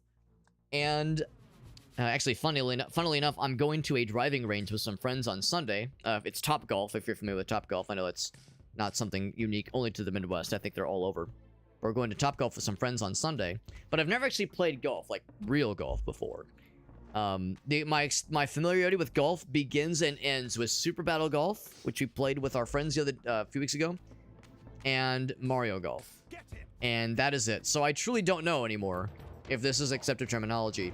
But do people use the term handicap when describing... Well, you know, I guess I don't know what that means. I've heard people in golf conversations say, or ask each other, hey, what's your handicap? But you know, I guess I don't know what that means. So, I know people ask them that, but I don't know what it means. So, I'm doubly ignorant. But yeah, I wonder if that's, like, still a common topic that comes up amongst golf playing circles. Yeah, golf handicap, right. Because I said Top Golf, you're gonna be disappointed. Wait, what did I say? Because we're going to a driving range. Are there, I think there's, like, other kinds of driving ranges, aren't there? Aren't there other... Sorry, I just saw this cool pedestal, I got excited. I feel like I've seen, like, little indie driving ranges, that kind of thing. Like, I've seen the ones that are more, like, small scale. To be honest, Top Golf is cool. It's very expensive. It's very expensive. We're doing it as a charity thing, and actually the charity thing makes it much more... in a strange twist of fate, the charity thing that we're doing is actually, like, more reasonably priced. But, yeah. I have to take on the spellcaster lady, because if I don't, then they're gonna continue pelting me. I'm guessing maybe there's other driving ranges that are maybe not so good. Maybe is that the implication, Farsight? Get his ass. Yep. Free your soul, Ow. demon.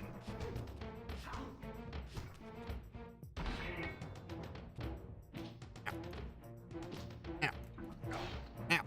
It bums me out how well they're able to track me when I'm dodging.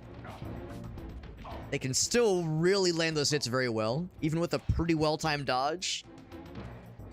Like, they track you really, really well with that, which is a bummer. Never had that problem in the past, but I'm really having a problem with it now. Yeah, so it means, like, how much you typically go over par. Right, because that's the thing. I think the phrase par is almost like a misnomer for some of those kinds of situations, because it seems like par is usually pretty low for some of those. So I guess that there's an over-under. I guess you could say you're under par, but that's probably awfully ambitious. On the threshold of enlightenment. For here was Janos Audrin's mountain retreat, intact and unblemished. The upheaval that would one day topple this ancient edifice had not yet occurred. And while I had no certainty that Janos still lived, this scene boded well, for I presumed that the collapse of the retreat must have followed the ancient vampire's demise. There was only one obstacle. How to reach the balcony suspended at that maddening height, so far beyond my reach. For this was the architecture of winged creatures. The tattered ruins of my wings were of no use. I would need to devise some other means into that mountain. The answer is a catapult. Now, I assume the answer is, well, we already have the Air Reaver using a pedestal that I think is over there. Maybe it's over there. It's somewhere around here. And this is so much easier to navigate because it's all frozen over. No more awkward swimming controls for us. We can actually, like, navigate this pretty freely. But anyway, yeah, no, Topgolf is cool, but, no, I'd be surprised to know if there was, like, other driving range options that were considered uncouth or considered not good. Because the only other ones I can think of are the ones that don't really have... Oh, I guess I could swim in the water if I wanted to. The ones that don't really have a... like a brand affiliation. I think there was even one in my old hometown, back from where I went to high school, that I don't think had any sort of affiliation. I think it was just run by just some dude.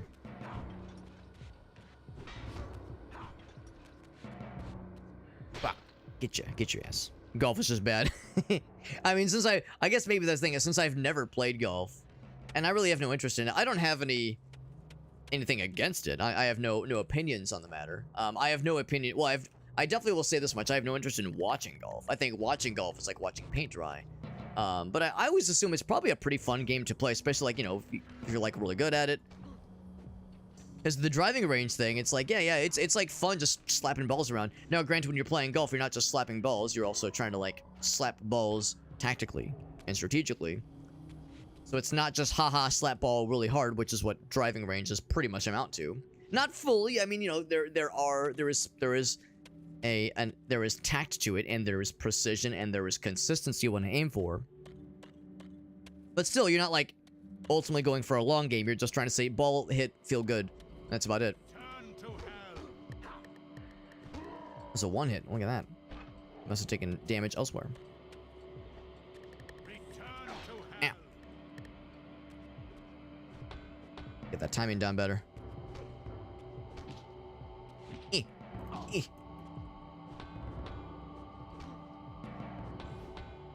What I would do to just kick him off the edge, but there's no kick when you already got a weapon out. Ow. Ow. Still reach. There we go. Got his ass. Get rid of that thing and activate this fella. There we go. We're talking about CB2 with slapping balls? I mean, always. But if we were talking about slapping balls to CBT, Farsight would be all about it. He would not be in the against it camp. He'd be in the sign my sweet titties up camp. Sign my sweet cinnamon roll buns right up, please. His phrasing, not mine. Right, so maybe I'm wrong. Maybe it's not just a matter of one little pedestal rule them all. I was thinking that there'd be maybe something else that could launch me. Because that thing definitely won't do it. That's not going to be enough. There might be a Dark Reaver application we've not seen so far. Yeah, because Aaron, you've like done actual golf, right? Because Aaron is actually quite good at the driving range. I've seen him. I've seen his ass. Not literally, well maybe, but I've seen him in action at the driving range when we did Top Golf last time. He's very good. He's very good.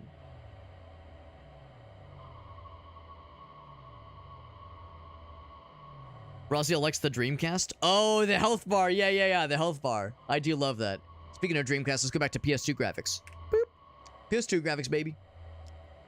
Let's continue sniffing around, because there's probably more to this than meets the eye. I'm guessing that we might need that Dark Reaver for something around here.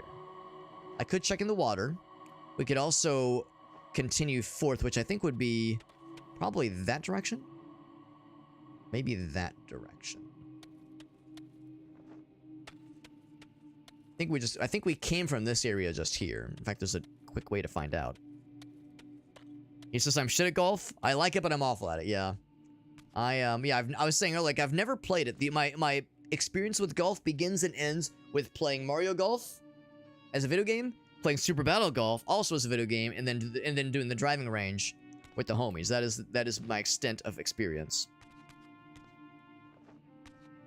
And all those experiences are fun. Like, I enjoy all those things. But yeah, there's plenty I've yet to experience. So I was saying how we didn't have to deal with the awkward swimming controls in this area, but I think that ended up to be not true. We have to do some swimming. Ice cold, frigid waters. Yeah, Topgolf is very forgiving, and of course you get the augmented reality game aspect of it, where you have like the fun little screens that pop up. So there's like a gamification of it, because, you know, the driving range without the screens is still, I assume, probably still pretty cool, you know, without the augmented reality. You're still hitting, like, there's this satisfying tactile feel of, I swung metal thing very hard, I hit a ball, a dense little golf ball fell out really good, it made a satisfying thunk noise. That, like, clunk noise is very satisfying. So, like, that on its own is very cool, and there's probably there is rather a satisfying feeling of, I hit ball consistently that time, or I hit it in like a satisfying arc. Obviously, if you hit it really fucking far, that's probably also really good. I'm not particularly strong, so I can't hit it that far, but I've seen Aaron, he's really good. Looking for anything inside of here, but nothing really jumps out at me. But anyway, yeah, there's all these things about the driving range that is, you know, undeniably very cool. But yeah, the augmented reality screen. Oh, we gotta go into spiritual realm. That's why. There we go. The cloaca opens up. The cloaca of the underwater area opens up. And also, I should note that we don't actually have to swim down here. Get the health, but can't reach it. Closer. We don't have to swim in the spiritual realm. The spiritual butthole opens right up. Opens right up for me. Topgolf is fun. The little, like, gamified aspect of it is cool. Fun hanging with the homies. It'll be a charity thing, which I'm excited for. So yeah, it'll be a fun time on Sunday. Yeah, exactly. You know someone's legit when someone shows up with their own like golf gloves, or the one glove, I guess, just the one.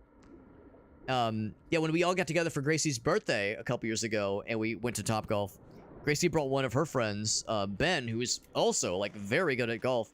And it was funny because Ben could tell, I mean, anybody can tell, I'm not naturally athletic. I know, shocking, right? I'll pause for dramatic effect, but it's true. I'm not naturally very athletic. And since I had no experience with golf, I'm just, you know, I'm just doing my darndest to like, have what seems like a golf stance and swing the golf club and hit the ball. And Ben, in 30 seconds, was like, Alex, you know, I have a couple of suggestions. One, don't pull back as far. So pull back, like, pretty far, but not quite as far as you're doing. And also, he said, like, bend your legs or bend your knees in such a way, like, pretend you're about to sit down in a desk chair. Pretend you have, like, a rolling desk chair and you're, like, about to sit down into it. Do that knee bending motion slightly. And that was it. He said those two things, and then from there, I was consistently able to hit the ball much better. I was like, damn, in like 30 seconds of instructions, managed to enhance my golf game, meager as it is. It was still one of those, whoa. Oh, is there an eyeball fellow? There's an eyeball fellow. I didn't even notice him. I just saw a pretty artifact, and I said, kill. Or just look at it, because it's cool. I was like, god damn, is this what it's like? Is this what it's like to have, like, knowledge of something, of a sport, of a physical skill, and feel it improve, like, feel an improvement of a sport or a physical skill. So yeah, usually more baseball tendencies, which is not always good. I mean, I imagine that the general consensus, I don't know, obviously, but I assume the general consensus is hit ball smartly, but not always strongly. I imagine that's probably a big thing. And of course, in baseball, hit strong. I mean, and also with purpose, but really, really make sure you hit good. Hit real good. Hit ball good. Really, really good. Really, really hard. Whereas with golf, there's of course more precision and more finesse with where the ball lands. It's important for both, but it seems like it's probably more important with baseball. So yeah, to that point, Aaron, I'm guessing you probably played baseball back in the day. If that was more your focus, then it makes perfect sense that, yeah, like, there's that emphasis of, I'm gonna beat the shit out of this fucker. Which is great for the driving range, that's perfect. But maybe not always perfect for other purposes. Can probably make that jump, right? Is he gonna zap me? Can he zap from above? He cannot zap from above. I bet he's really sad. Now, thing is... Thing back. I'm not sure if we're gonna need it. The answer is probably eventually. And of course, we had to go through the spiritual realm to get here in the first place. So it's not a matter of going all the way back to that one dark Reaver spot we saw earlier, because we did see one earlier. Back this way and see what else awaits us.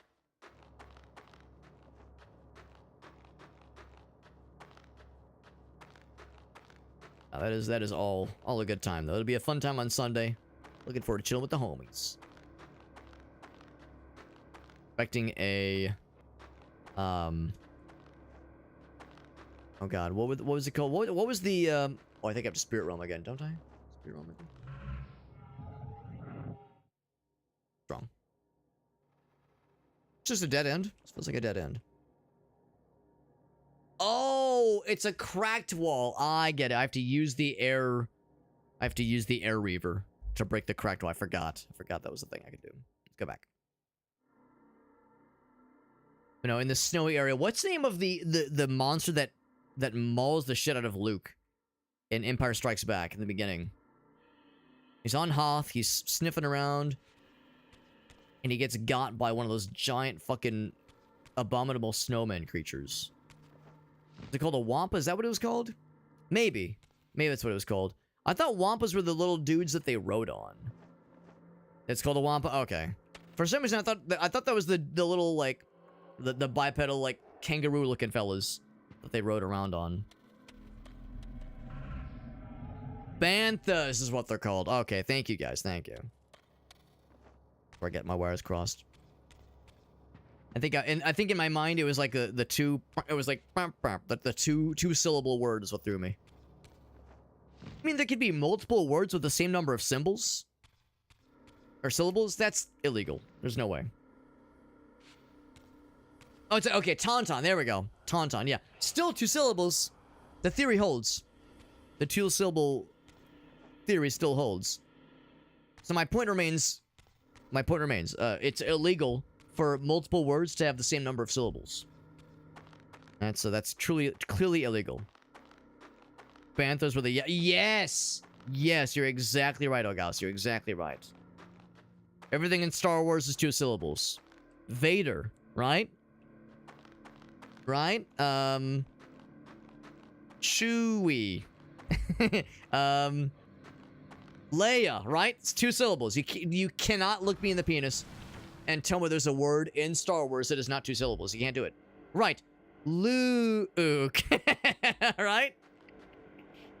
Right? You see what I'm getting at, right? Oh, here we go. Now I can actually access the Dark Fella.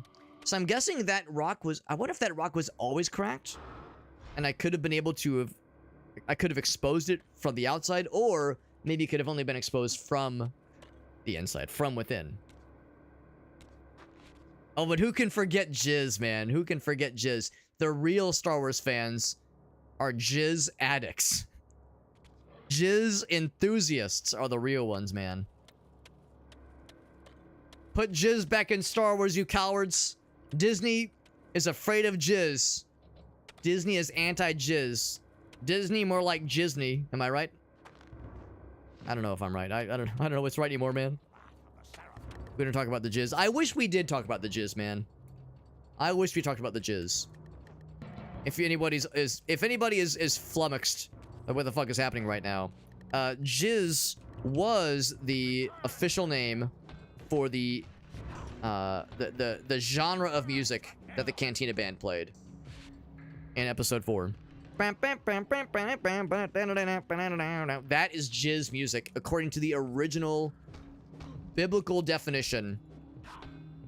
The official definition of how that used to go in Star Wars lore when it first came out, the time of the original trilogy. It was called Jizz. And then at some point, some fucker, some goddamn snitch told George Lucas to say, you know, there's another word for that. Or there's another definition for that word, right? You know that, right? And surely George Lucas was like, well, you see. And he probably did not know. That's my impression of George Lucas. Do a dumb voice and say, well, you see, no, with the reason he has the the lightsaber in that scene and just say a bunch of dumb shit. Anyway, got this. Yeah, so someone told George Lucas, they said, you know, George, I got bad news, homie. I got bad news for you, homeboy. And at some point he was like, okay, well, we can't have that. So unfortunately, some fucker had to ruin it. Some snitch had to, sorry, I had to grab one thing. Some snitch had to force the awkward jizz conversation to happen, and we've never been the same since. Society's never recovered from it. The pride removed from Ex Rebo, society is worse off because of it, honestly.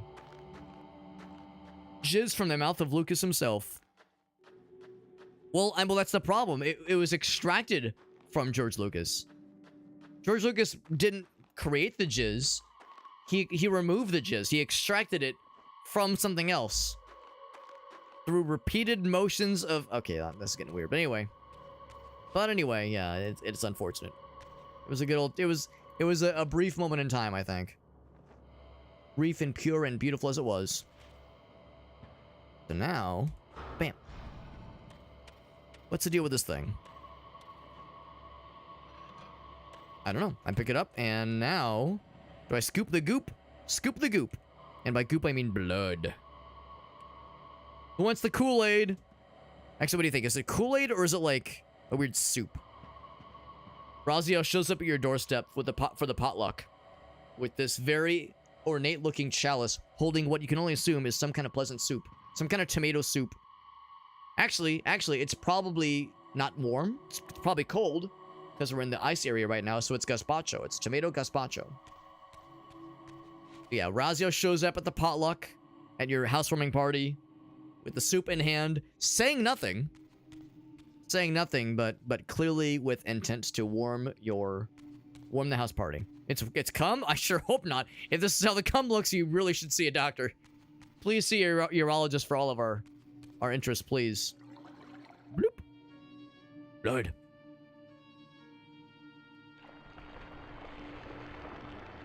Vampire cum is red. Well, I mean, I would advise they see a urologist, but they'd have to see a vampire urologist. A vampirologist.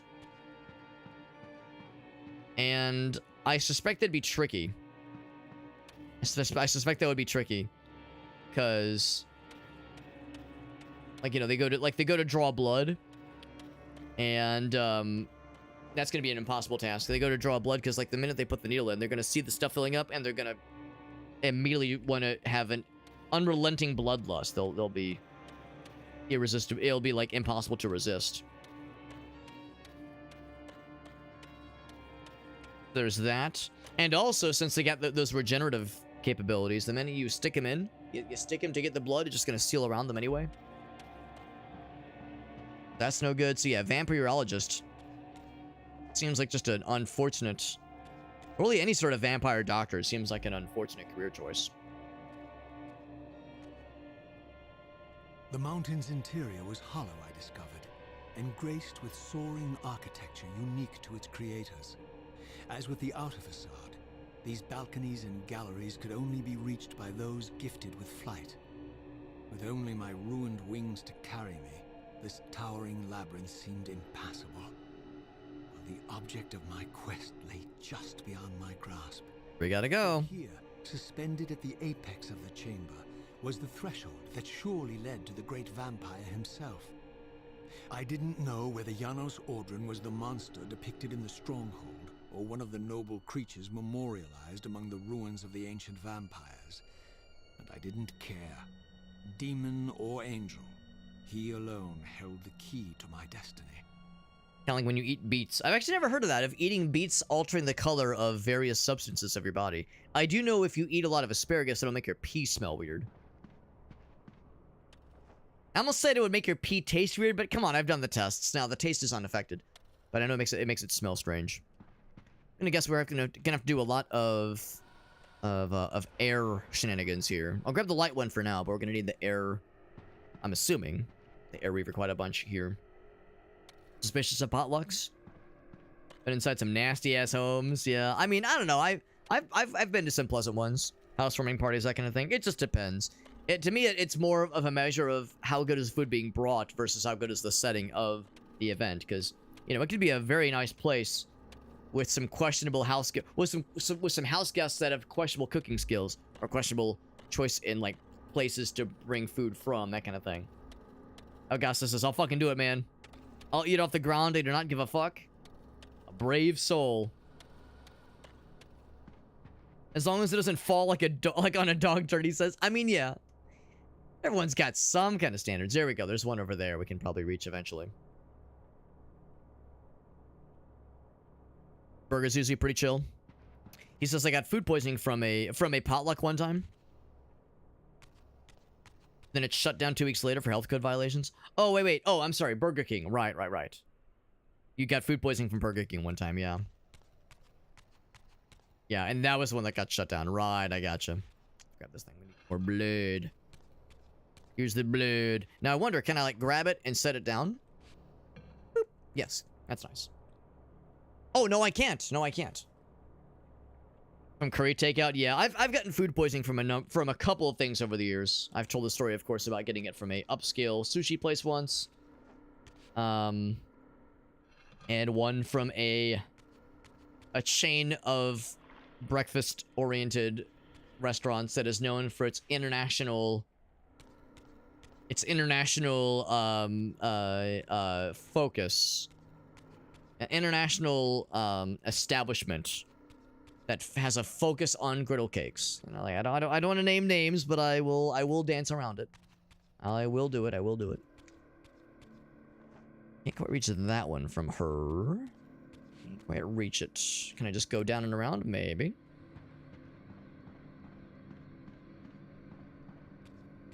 Beats can make all kinds of things right. I legit did not know that.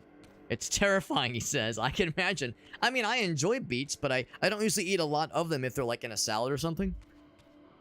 So I've never like had a beet heavy dish to my knowledge. Yeah, or else you will panic, go to the ER, and be like, wait, never mind. It's not that deep.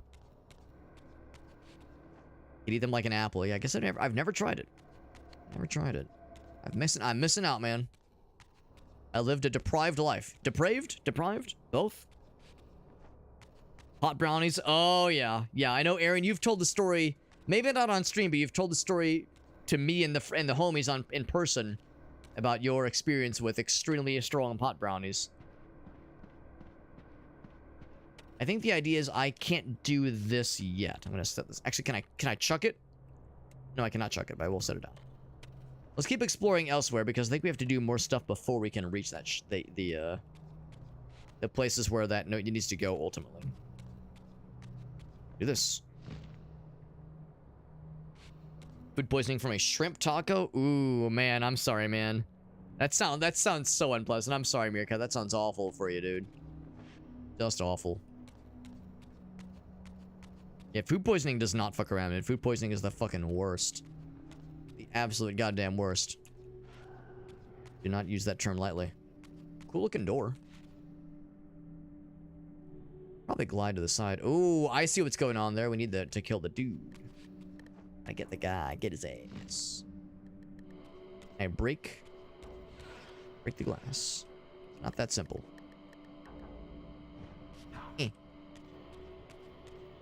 Sushi never fucked you up before? Yeah.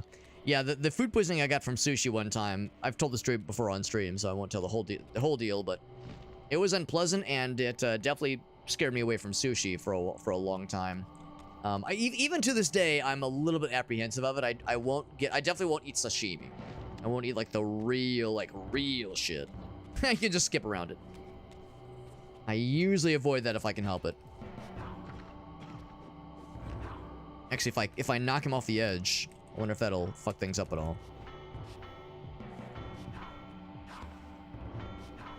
I really want to knock him off, just to see.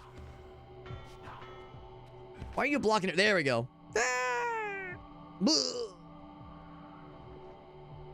The shield is down there, but the problem is, I don't really have a good way of coming back up from that, unfortunately. And I think if I drop it, it respawns.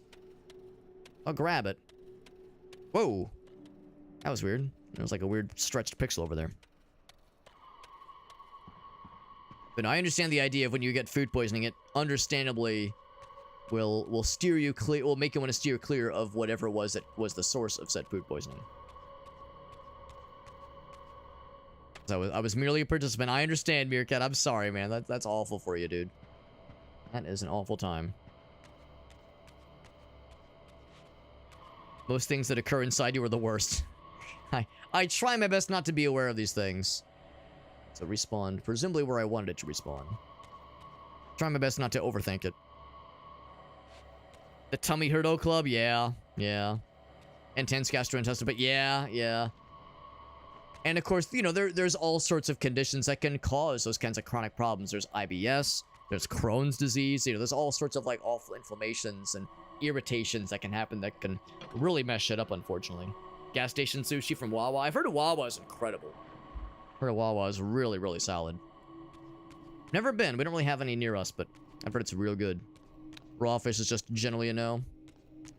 It's a bummer because for what I'm about to say, you might hear it and go, Alex, you fucking asked for it, you idiot. Like, you might hear it and go, no wonder you got food poisoning, you dumbass. So I'm willing to hear it. I'm willing to hear it. But before I say what I'm about to say, I will acknowledge, or I would ask you to acknowledge, it was an upscale sushi restaurant that is no longer around, by the way. This upscale restaurant closed in like 2023. But anyway, just to clear the air, the place, or what gave me the food poisoning, specifically, it was a sushi lunch buffet. It was a sushi lunch buffet. And I know, Alex, what the fuck is wrong with you? A sushi lunch buffet, no fucking wonder you puked your guts out. So two things. Again, it was an upscale sushi place. I thought it was safe.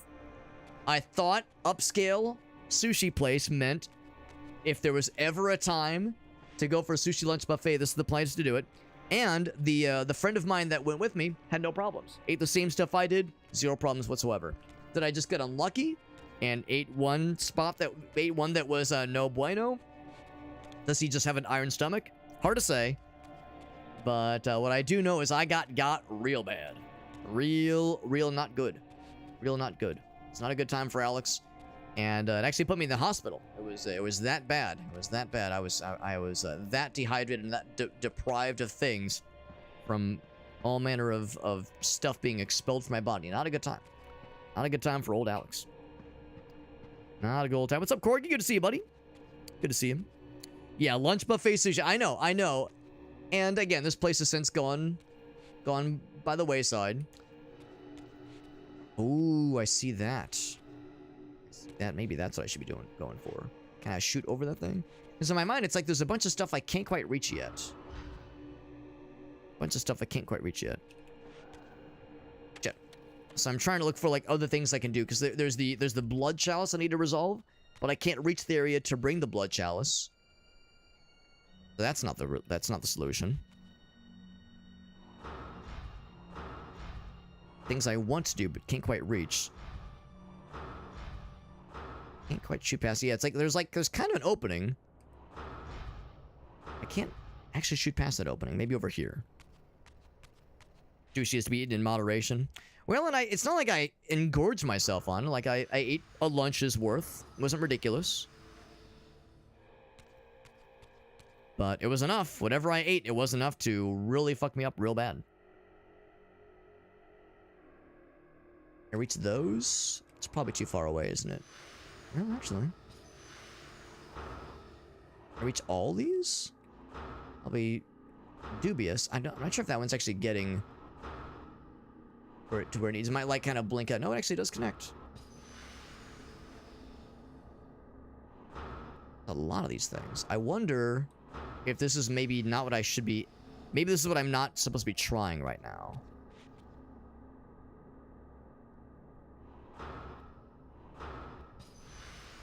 I wonder if I should be spending my time elsewhere. Because I'm guessing there's a time limit before these things start to wink out. So far, it's actually going okay, honestly.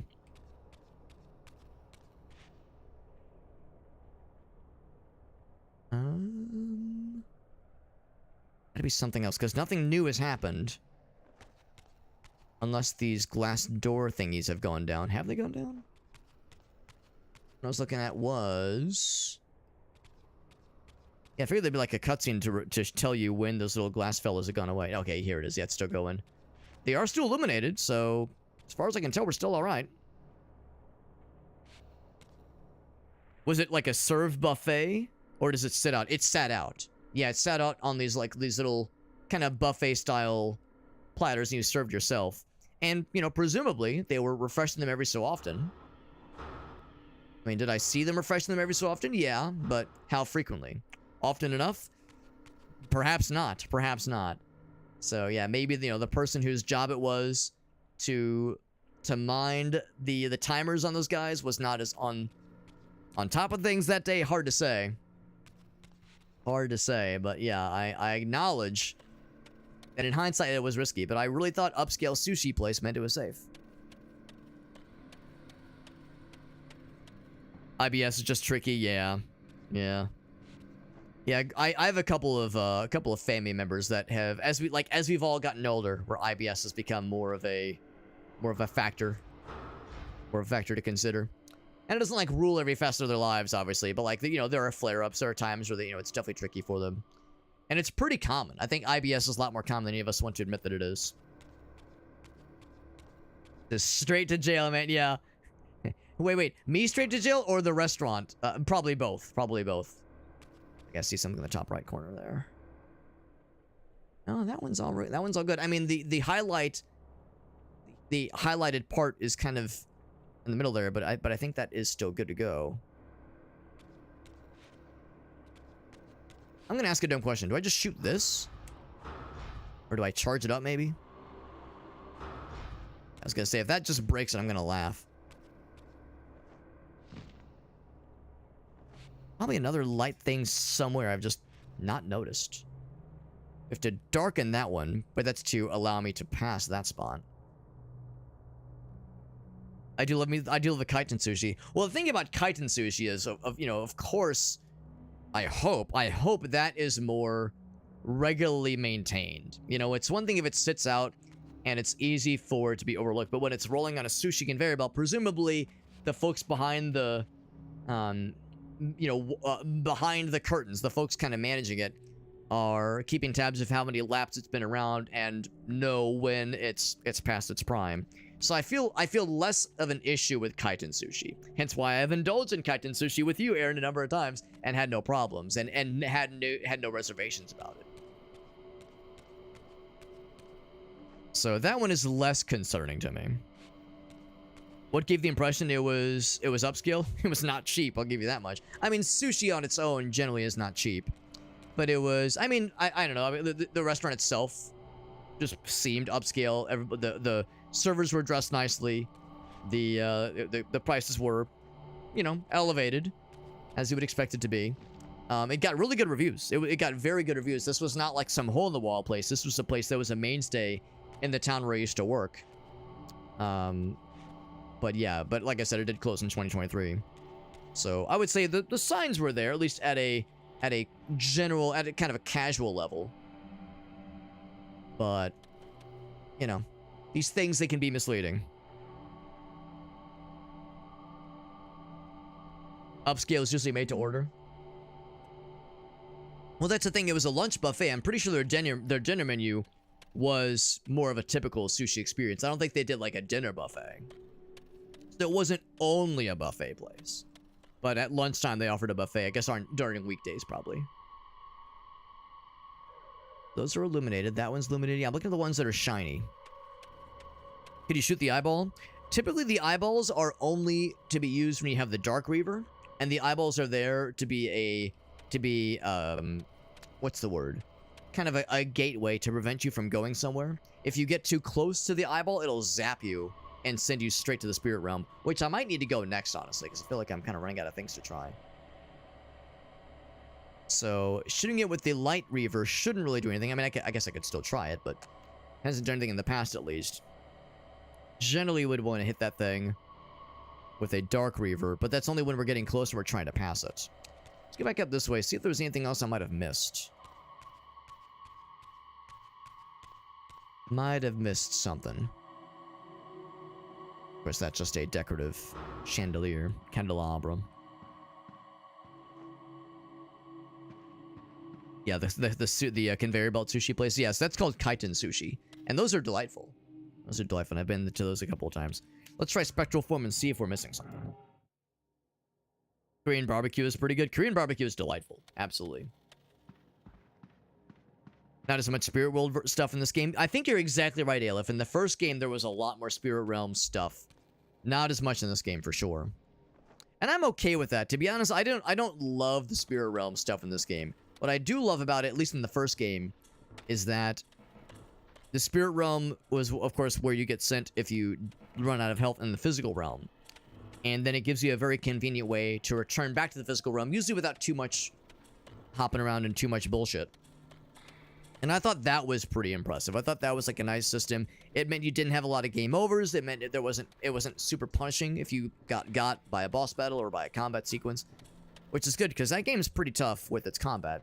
As is this game, but that game, I think, was even more so. Pretty brutal. Can I go through these guys? Go through the little glass fellas? Can't do it. Yeah, it seems like it's pretty samey. Pretty samesies around here. See if anything else jumps out at me. Probably just something I have not noticed. It's probably just something I have missed out on. Now, I never tried it. Can I reach this guy on its own? Probably not. I think we need a bridge to this guy. Yeah, we need a bridge for that one.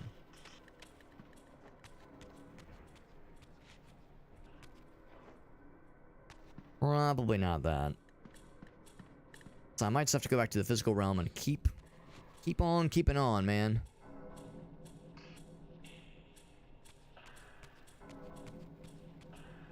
Then jumps out at me. Open up this spot here. We ultimately need to bring the blood here. But the thing that blocks us from delivering said blood is this guy right here. This guy right here is body blocking us. So I need to open that up somehow. And the answer clearly is Light Reaver stuff.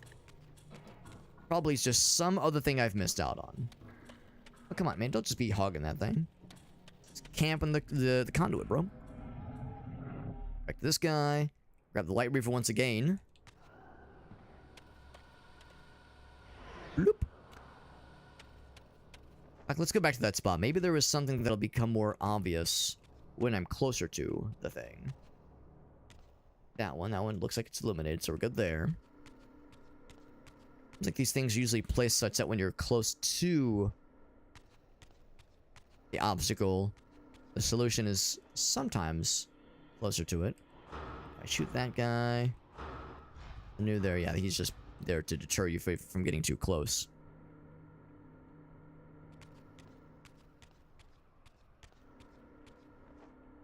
Bloop.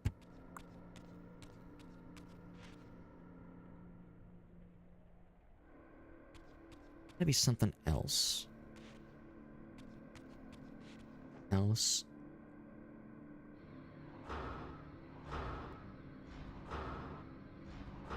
think I see that one. No, what's like? There's like a vibration. Burn. Oh, it needs the wind energy. Oh, but we can't actually reach that one. That's why it's shaking. We can't. So that needs the wind energy, but we need. Yeah, there's the means of getting the Wind Reaver, the Air Reaver. But to get that, we need this to be filled with blood, and to get that, yeah, it's kind of an order of operations needs to happen before we can make that magic happen. The one there, kind of peeking over the side. I've already gotten that one. Saw something hanging like just over that bridge. Go to the other side.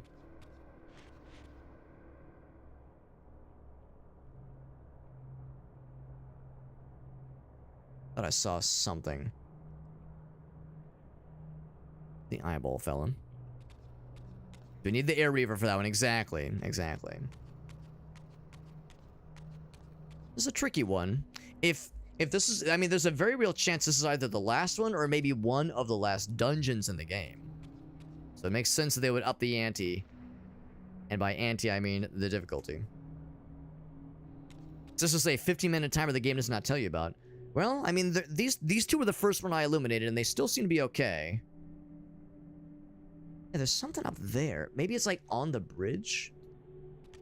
Go back to this entrance. I see like something peeking out over the top there. Over the ridge. Okay, no, I think that's something else. That one's still good. Unless it's like an order, because it flashes like that. But the thing is, they stay illuminated. It'd be one thing if they didn't stay illuminated. Rex, would you like a suggestion? What I think I might ask Frax is it a matter of lighting up all of the illuminatable gems in the area with the Light Reavers? Is that what we're looking to do here?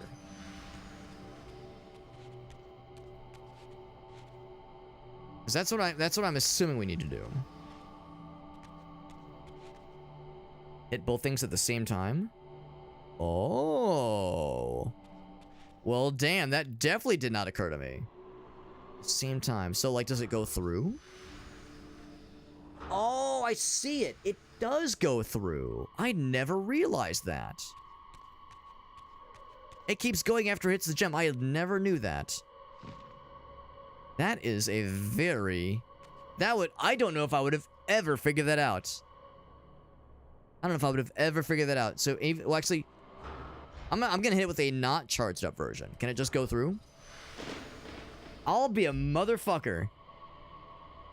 Frax, you're a goddamn genius. Thank you for pointing that out. Yeah, no balls. That might have taken me hours to figure it out on my own. It never once occurred to me that it goes through the gems. I thought it hit the gem and just stopped. Because 99 times out of 100, when we've seen those things in the past, they've been on a door or on a wall where there's nothing behind it. The Air Reaver breaks the walls. Well, eventually. Eventually, we need the Air Reaver to break. I saw it just a moment ago. There's a breakable wall that requires the Air Reaver. I've seen it, but they have to be like, there has to be like a certain. There we go. That one right there. You see, it's got like a cracked kind of spiderweb kind of pattern in the middle there. So that means it's a cracked, breakable wall. Thank you, Frax. That's very helpful. That was. I'm glad you pointed that out to me, and I'm glad that we are aware of that mechanic now.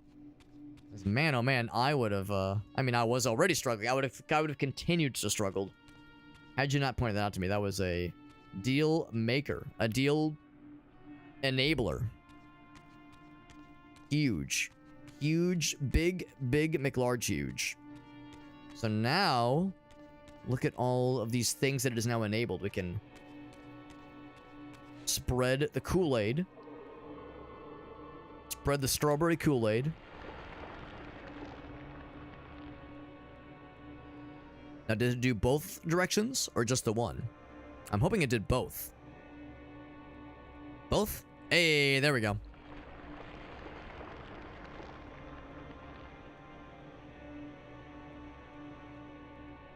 When Augusto was saying he likes Burger King, by the way, I'm still when I think about Kool-Aid, I think about the tomato gazpacho thing, and then I think about the potluck thing, and then that makes me think about how we went from talking about potlucks to talking about things that gave us food poisoning.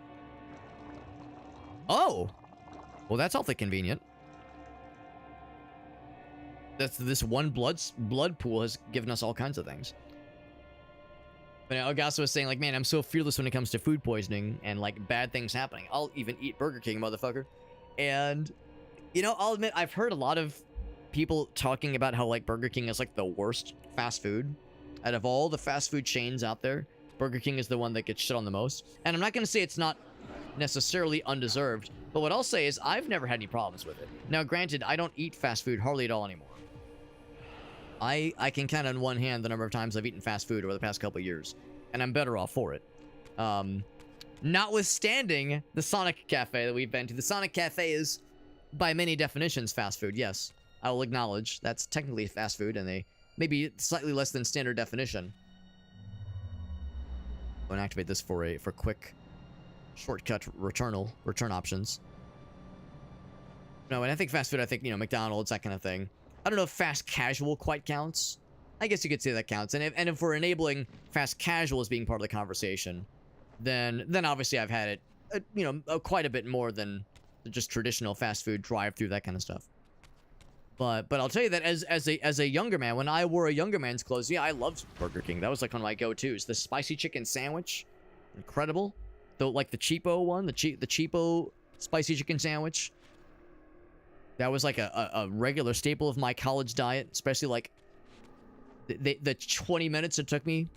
Well, not the 20 minutes it took me. The 20 minutes I was allotted to get from class to work meant I had to pick up something real quick. You know, you're in class for 8+ hours, and you're about to go to work for like 5 or 6 hours, like the closing shift.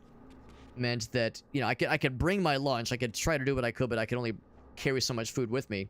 And I lived like a half an hour away, so like, you know, there was just no time to return home to like get food. So yeah, I being a poor, struggling college student on a college student budget meant that, yeah, fast food was unfortunately a more regular. Oh, there he is. There's the fella got my ass.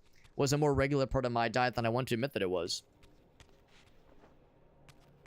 But through all that, yes, it meant that I, of course, had to rely on certain like food chains and certain more easily acquirable food solutions. And yeah, that was one of my favorites, was the spicy chicken sandwich on the dollar menu, or at least the value menu. At the time, it was like $1.19 or $1.29 for one of them. But still, you get 2 of those bad boys, you're set for a while. That was one of my favorites. One of my faves.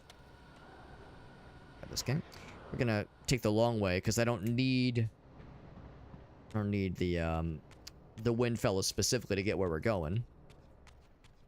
I have to use the light one to light the way, and to specifically light the gems in a certain order. Or light the gems together, that is. I mean, no, I love the spicy chicken sandwich. It's the standard one that's on the cheapo menu. I like the whatever. I guess I haven't had them in a while. They used to have like really good, like, I think they were called chicken fries. They were like slender, really slender chicken strips. I love those things. I've actually never had a Whopper is the thing. I've never had a Whopper. I don't really do fast food burgers. Working at fast food has informed that I am hopefully not a snob, but definitely I have a limited amount of enjoyment that can be gleaned from fast food burgers. I'm not trying to say that if you enjoy fast food burgers, you're wrong. I'm just saying that for me, it is something I really struggle enjoying. Really struggle with, that is. Hit both. I think it can, like, pass through both. You have to, like, aim downwards for it, maybe. It's like I need a little bit higher ground. I'm gonna keep on trying until I reach the higher ground. I can just draw you to me. Come a little... What's wrong? Come a little closer. Chicken parm sandwich was fantastic. Ooh, that sounds nice. I would understand people being dubious of a chicken parm sandwich at a fast food place. I gotta bring the blood over to there so I can use the dark saber, the dark reaver, so I can get through there. That's clearly the answer. Gotta bring the blood. But to get the blood, I need to break those things. Do I shoot it from here, maybe? Ooh, shoot it from here. Just shoot it, folks. That's the key. There we go. There we go. The burgers are pretty good, though. It's weird because usually when it comes to conversations about Burger King, usually it specifically involves conversations about the Whopper and about how, like, it makes people sick. It's such a common thread that I've heard over the years. I mean, I'm sure not literally everybody has gotten sick from a Whopper before, but it's such a strangely common story. It makes me wonder if there's, like, if there's something to it. I mean, maybe it speaks to the ubiquity of Burger King. When I think of ubiquitous fast food chains, I of course think McDonald's. Burger King will always be playing second, maybe even third, or I don't know, fourth or fifth fiddle to McDonald's. Obviously, they'll always be king as far as I'm concerned, but, well, maybe not as far as me specifically, just as far as the numbers are concerned. the reality of the economics. Oh, wait, what am I doing? What am I doing? Go around. Burgers in general. Okay, I gotcha. Yeah, Burger King, not the bestest necessarily. I thought you meant like your favorite fast food burger. Does anybody have opinions on what their favorite fast food burger is? And that's the thing, it has to be fast food burger. Because if your answer is like, oh, hey, there's a good, like, sit-down restaurant, or, like, does In-N-Out count as fast food? Does Five Guys count as fast food? I count those as fast casual. What do you guys think? Should that count as fast food? Because when I think fast food, I don't think Burger King and McDonald's versus Five Guys. I don't think that's a fair fight. I don't think that's a fair comparison. Take that one, though. Take that one right there. Go for the homemade ones. Yeah, yeah, for sure. Homemade and or fast casual kinda is always going to be king, without really any question. In-N-Out is good. Yeah. At least for the fast casual. Slim Chickens? Slim Chickens. I don't know if I know that one, but I like what you just said, though. Korean barbecue spicy chicken sandwich. I love every word in that sentence. In any order you just said of them. Any order of that sentence is going to be a winner. This guy. Wendy's got a... Ooh, Wendy's pretzel bun burger. That actually does sound kind of nice. I've heard good things about the Baconator. I've heard Wendy's Baconator, as far as fast food burgers are concerned, I've heard you could do a lot worse than the Wendy's Baconator. Yo, what's up? What's up, Mr. Chuck? Yeah, the Baconator says, yo, go for that Baconator, bro. You will not be disappointed. It will change your life. It will make your penis bigger. I'm paraphrasing what Chuck said, but I'm pretty sure that's what he was getting at. Yeah. Good to see you, Chuck. Hope you're excited for Sunday. I know I am. From Top Golf with the homies. Do you think there's a bottom golf? I think there's a bottom golf when it's just dudes being like, very like, oh, I hope the golf ball hits me. That's what I sure hope. Golf ball me, daddy. It's just a bunch of dudes being really weird and like strangely thirsty. Need to hit this underside, right? Oh, yeah. So I gotta hit it and then get in and out. A quick little in and out, as they say. There we go. Freddy's is good. Freddy's is pretty good. And you know what? Is Freddy's considered fast food? Is it fast casual?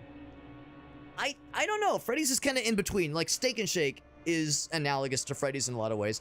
And I, in some ways, consider Steak and Shake to not be fast food. But they do have a drive-thru. So in some ways, yeah, that's kind of a weird one. I would say, gun to my head, I would not consider what am I trying to say? Steak and Shake to be fast food. But it begs the question, okay, well then what is considered fast food? What taxonomy is required for an establishment to fulfill that moniker, that definition?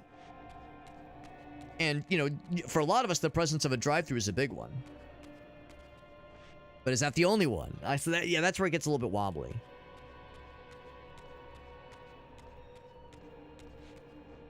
Yeah, he says, that Slim Chickens place is great. That sounds amazing. That sounds really nice. I'm guessing it's a chain near you, Farsight? Maybe like a regional chain, basically. So if you sold me, it sounds great. That's one that's empty. Let's go to this one over here. A little like smash burgers. Yeah, I'm with you, Aaron. I'm with you. I would say, like, I enjoy many kinds of burgers, but a really good smash burger goes a particularly long way. Is Freddy's fast food? Yeah, I could see it. I could see where it could be considered that way. I sneezed and tore my muscle. Oh no, I'm sorry, Chuck. That sounds no fun for you, buddy. Sounds no fun. Hope you at least feel better by Sunday, and or at least able to, like, not be in pain. Freddy's is fast food itself, is a prototypical junk food. I don't know though. I think of Freddy's as being a cut above the rest. Because that's where it almost feels like an unfair comparison. I think Freddy's and Steak and Shake generally being higher quality than McDonald's and Burger King. Like, to me, it's almost like a degree of quality and like an order of magnitude higher than what McDonald's would ever dream of being capable of. Maybe I'm just waxing poetic because I haven't eaten from Steak and Shake or Freddy's in a long fucking time. But I always felt like their quality was generally better than, yeah, like McDonald's or Burger King or Arby's or McDonald's or Wendy's. Now, is it amazing? Like, no, it's not amazing, but like it's definitely better though. At least I've always thought so. It says they're all over Farsight. Man, I've never heard of this place, but it sounds amazing. I gotta check that out. I'm in Missouri. So MI is, I think, Michigan? Or Minnesota? No, Minnesota is MS, I think. Or is that Mississippi? Anyway, I'm in Missouri. I'm in Missouri. I live in Missouri. I know, I do the joke every time, but it never gets old. To me. It might get old to you guys, but I don't care about entertaining you. I'm trying to entertain myself over here. What am I, some kind of internet entertain person? Sounds kind of cringe, bro. Ow. Ow. I say you need to drop your guard so I can slap that ass. Hit his ass. I wouldn't say 20. Oh, White Castle. White Castle's okay. Ooh, I don't like that like pixelization that happens. To be honest, I don't love White Castle. What I will say is I like White Castle's non-burger options. I don't love White Castle's burgers. I don't love their burgers. Now, they're great for quantity. Quantity is great for White Castle. You go to a party, you go to like a house party or a fucking kegger or something like that, and you bring a fucking crave case, people will eat your entire... Well, they will devour your penis gleefully. You'll be a fucking hero you show up to a party where there's a bunch of booze with a fucking crave case, because quantity and just sloppy, sweaty, gross fucking junk food, hell yeah, brother. But if you want something that won't fuck up your stomach, for me at least, yeah, I don't know. I don't love the sliders, but I will say I like the chicken rings. I think they've got an all right fish sandwich. Like some of their other offerings are pretty okay. So I don't love White Castle, but they're all right. And I think if I avoid the sliders, I can do all right. Yeah, the sliders, exactly. Stoner food, but a terrible shelf life. Yeah, for sure. 30 minutes or so, it gets pretty rough. Yeah, I wouldn't want them to get room temperature. You'd have to get them, well, unless you're a little bit inebriated. If you're inebriated, it probably doesn't give a, you probably don't give a fuck. It's probably not an issue. It's probably not a deal breaker. Getting a crave crate in college. Oh, literally get sit out during a LAN party. Oh man. I'm gonna guess a crave crate is a series of crave cases. I'm guessing that's what that entails.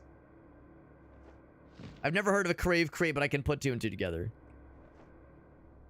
Oh no, I was like, I just lost all momentum. Just dropped like a fucking rock.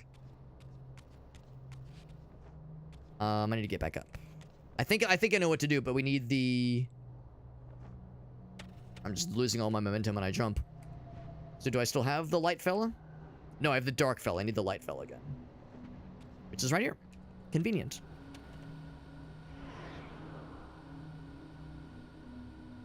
Because their food is like bite size. It won't last 30 minutes, bro. There's a whole bunch of oh, slim chickens. Damn, maybe I've never driven by one, and or rather I've driven by them and they've never registered, or I have never driven by one. I'm in the St. Louis area, so I should do some lookings. Because there definitely are some chains that are in Kansas City or Columbia, but are not in St. Louis, and of course vice versa. So those kind of more regional chains can sometimes be very region specific. One of my homies went for 28 of them. That's impressive. That is impressive, man. Says I did 38, bro. He says, catch me with that or miss me with that bullshit. I got you, motherfucker. So 100 sliders is a crave crate. And when you're trying to feed a lot of people, that sounds great. And for a LAN party, amazing. That poor bathroom.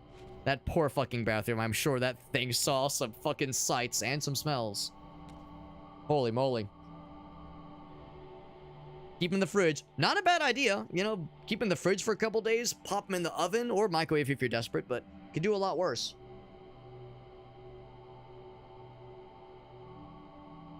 Chuck says, bro, I put away 36 at a competition. He says, bro, I'm a fucking champ at that shit, bro. That is amazing. That's amazing. What was the prize, Mr. Chuck? I'm kind of curious. I feel like you got something cool from that. That is delightfully impressive. question is, what am I aiming for? We need to get up there, obviously. Oh, I think I might see it. Oh, actually, do I? Do I see it? Might need to shoot from below, maybe. Might be these two here.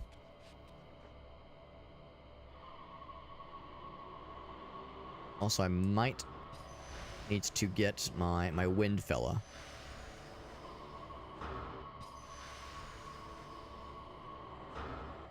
Hard to cheese it. I don't think that's. I don't think cheesing is the answer here. Do I know Future Man? I've never met him. I've like been in the same room as him at like another Twitch community meetup before. So I've seen him before. I've never had a chance to meet him. One of my streamer buddies from way back in the day, he used to do a podcast with Future Man. If you've ever watched Future Man's podcast, I think it's the Retro something podcast. I can't remember what he calls it. I don't know if he still does it, but my buddy Mike, Mad Dog Mike, he did a podcast with him for a little bit there. I don't know if they're still doing it. But no. Oh, here we go. I think it's gonna be this direction most likely. That makes the most sense. But no, I haven't really watched his streams much. I know he's from the area, from the St. Louis area. Actually, maybe not St. Louis specifically. I think he's like from the general area. The wind one. I need to use the wind one to remove that one because it's cock blocking me. Unless I can squeeze by it. Can I squeeze by it? Oh, I can't shoot through the bars. Ah. Yeah, can I squeeze by it? No, I cannot. I cannot squeeze by it. Okay, sounds good, Farsight. Thanks for hanging out, man. And yes, I'll definitely be curious. Slim chickens. I gotta look that up later because I'm curious. Definitely curious. Let's get the wind fella back, and it was over here, I think. The wind fella. That's the dark fella. Where's the wind fella? Down on the ground floor. 10? He called them 10 whiteys. 10 White Castles. There you go. $4 for 10. Man, what a deal. What a fucking deal, man. It's probably more like $12 for 10 nowadays. Which I guess is like, you know, a pretty good deal, generally speaking, relative to other deals. Relative to other contemporary opportunities. I could kill an entire Emo's extra large. Actually, I had Emo's for the first time not too long ago. Well, not for the first time in a long time, not too long ago.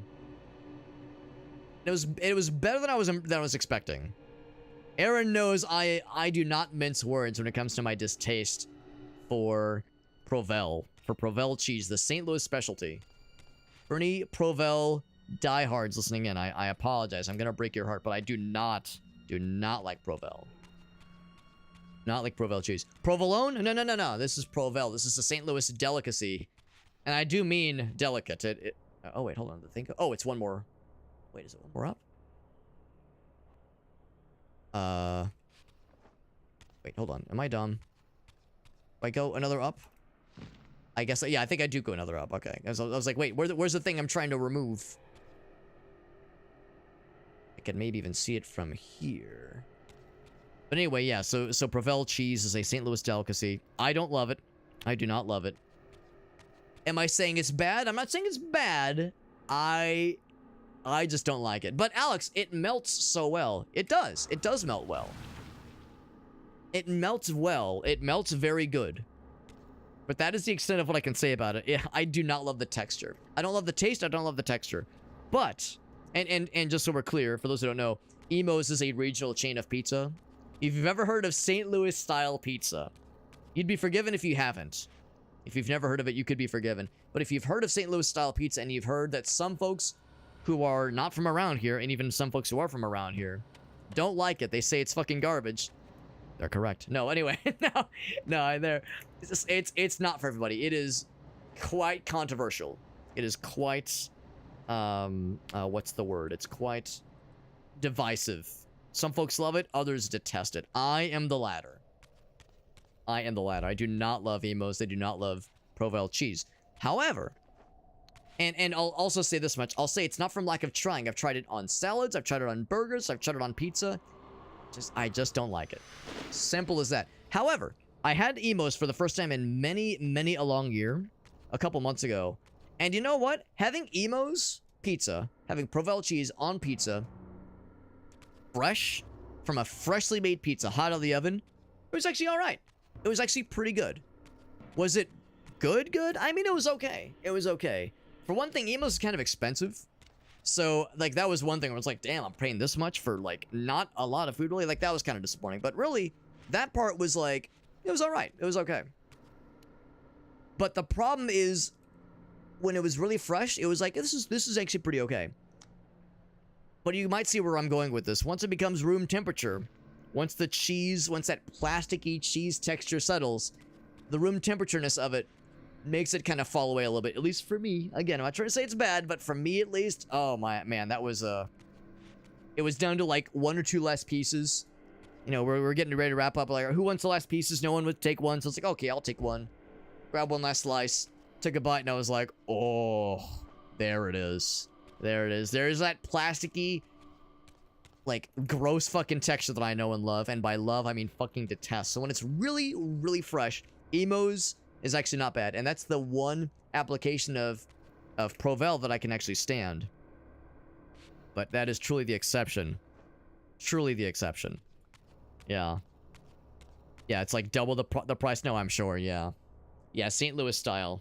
So it's extremely thin crust and uses something called Provel cheese, which is a local specialty. I would call it a delicacy. Usually you hear the word delicacy to mean that the locals love it, but out-of-towners don't fucking understand. Out-of-towners just don't understand it, and I would say Provel and Emos counts in that sense, because so many out-of-towners, and even in-towners, such as myself, look at Provel and go, what the fuck is wrong with these people?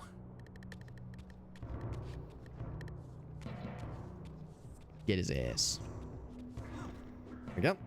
Bump, bump, bump. I should have taken the sword with me. It's like I dropped a sword earlier. Yeah, it's definitely made local. Yeah, it is a local deal through and through. Hometown pride. Or shame for some of us. Shame and or pride. I mean, potato, potato. Get his ass. Yeah, not widely available, exactly. Is it on a cracker? I mean, kinda. It kinda is, yeah. It's a cheese alloy. Yeah, Aaron is right. It is a cheese alloy. And does that make it bad? Not necessarily. Some people love it. Some folks love it. They swear by it. I think most Provel enjoyers and most Emos pizza enjoyers will tell you. They will acknowledge. Is it disgusting? Yes. It's fucking vile and absolutely gross. But I can't help myself. I love it. That's how I've heard people describe the Provel believers. I've heard them describe it to me as, yes, I know it's gross. I can't help it. It's amazing. It's disgusting and amazing, and I would have it no other way. Because there's a slop factor that you just have to embrace, I think. I think you have to embrace the slop to it. Yeah, it's a cheese alloy. It's like this... It's this manufactured cheese product that is very divisive, and I don't love it. But I have to be careful about it. Whomst I admit my distaste for it. To whomst I admit my distaste. So a good chunk love it, and they even have it delivered. Now that surprises me. I'm surprised that out-of-towners like it, because the majority of out-of-towners that I've talked to, and of course I'm only just going anecdotally here, but when I think of out-of-towners that I know that have tried it in recent memory, their reactions are not positive. But to your point though, Chuck, I've heard of people who've like heard about Emo's Pizza, they think it's gross, and then they try it, and sometimes it does change their minds. So the only way to know is to try it, really. Meerkid says it looks awful. It looks rough. Says all cheese is beautiful, and you know, I respect that. I respect that. That's a very very positive way to look at it. Very positive way to see it. It says all cheese is beautiful, and no cheese shall be disrespected. And Aaron, you know, I already have an issue with some cheeses, with many cheeses even. So I'm already prone to having a distaste. Oh no. I'm already prone to having a distaste. Wasn't paying attention. Walked right into that guy. A part of that's on me, perhaps. Maybe, okay, so some of the cheeses are frauds. What would be a less than ideal cheese? As I know, there's some cheeses that are kind of divisive. I mean, Provel, I would say, is fucking chaotic. On the alignment chart, Provel is chaotic. I would call it chaotic evil. But definitely a chaotic one for sure. The fraud cheeses. Calcium Marzu. I've never heard of that one. Cheddar on pizza is kind of rough. Yeah, I mean, I know that at some places they do like a multi-cheese blend. I've seen those places that do like a multi-cheese blend for pizza. And that's how I feel, Augusto. I feel like some good mozzarella is all you really need for a good cheese on pizza. Shit looks like Cheese Whiz. I still can't believe that the traditional Philly cheesesteak puts Cheese Whiz on that shit. I still can't believe that shit. A biblically traditional Philly cheesesteak sandwich puts fucking Cheese Whiz on that shit. I can't believe that. And I've had a Pennsylvania resident confirm that is the traditional Philly cheesesteak. It's got to get the Cheese Whiz on there, which is mind-boggling. Now, granted, you can go to Philadelphia and get a cheesesteak sandwich that does not have Cheese Whiz on it. But then, according to the hardliners, then it's not a traditional one.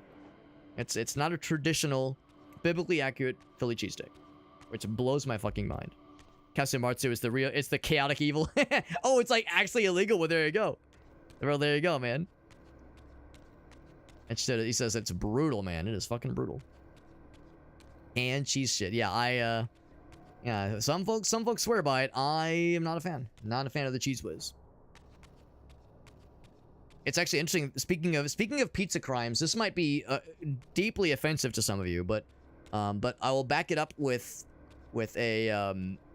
geographic significance to it. There is a pizza place. Well, actually, it's not a pizza place. It's a Italian food place called Pastaria here in St. Louis that Grace and I really like. It's one of our favorite restaurants, and they do a style of pizza that is very, very, very minimal cheese.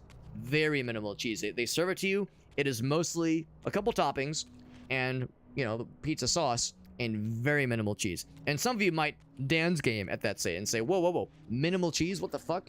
Is it a margarita pizza? To be honest, I don't know if a margarita pizza traditionally has minimal cheese. I think there's a couple of them. There's a couple of them on their menu that have minimal cheese on them. Sounds like a pizza margarita. It might be. But the reason for that, and one of our friends, his family has a very, very prominent Italian heritage. He was saying the reason for that is because in northern Italy, that is typically how pizzas are served. In northern Italy, a traditional pizza typically has very, very minimal cheese because they don't have a lot of cows in northern Italy. They raise goats, they raise sheep and lamb and that kind of stuff. So you would have goat cheese. You would have other kinds of, dairy options, or dairy, quote unquote. Other kinds of milk options. And goat cheese isn't traditionally done on pizza. So because milk and like dairy products are harder to come by, they would just make do with what they had. So in like northern Italy, that's more how it typically goes, and that's where that style of pizza originates. So there we go. I was like, damn, today I learned that was pretty cool. And I passed that knowledge on to you. Like a pizza margarita. It's no Chuck E. Cheese. I haven't had, well, for obvious reasons, I haven't been to a Chuck E. Cheese in a long time. I've heard their pizza's actually kind of fire. I've heard their pizza is like better than it has any business being. Like a lot of us, we always just kind of assumed, oh, it's probably cheap and garbo, but apparently their pizza's like quite good, like better than any of us expect. I've heard differing accounts that it's kind of hard to eat at Chuck E. Cheese unless you have kids. I think some Chuck E. Cheese locations straight up limit your ability to dine at their establishment unless you have kids with you.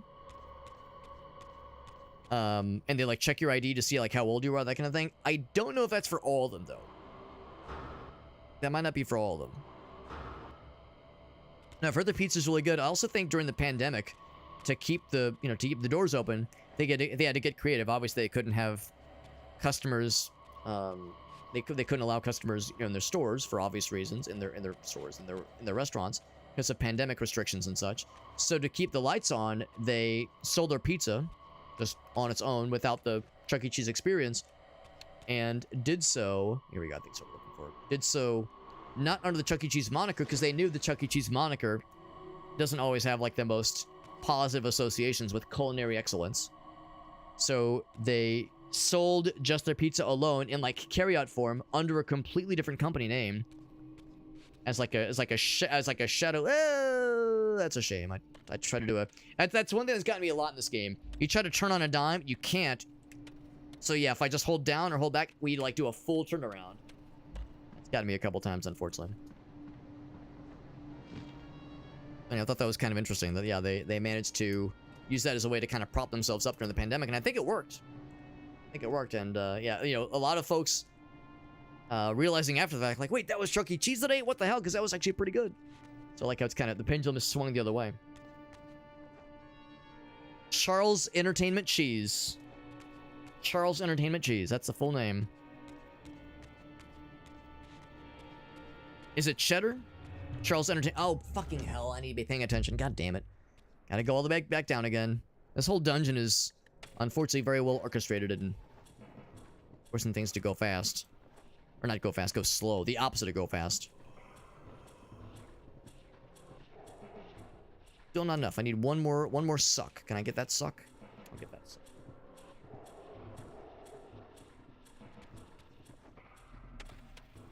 Gotta get to this guy. Bam. And bam. So I gotta pay attention where I'm walking, because if I don't, I'll end up in that one dude. That one guy that zaps if you get too close. Goat cheese and pizza can be done. Well, I'm not saying it can't be done. I'm saying it can't be done to the same, like, amount as mozzarella typically is. I think, or at least that was what this friend of mine told me. I guess I don't know, because I've never had goat cheese on pizza. But he was saying, like, if you do something like goat cheese on pizza, you can't just slather it on like you can with mozzarella. I think that was kind of the general accepted wisdom at the time. The shit is pizza business, man. Important pizza business. Risk E Rat and his brother Chris. His brother Chris, middle initial P, who voices Mario, of course.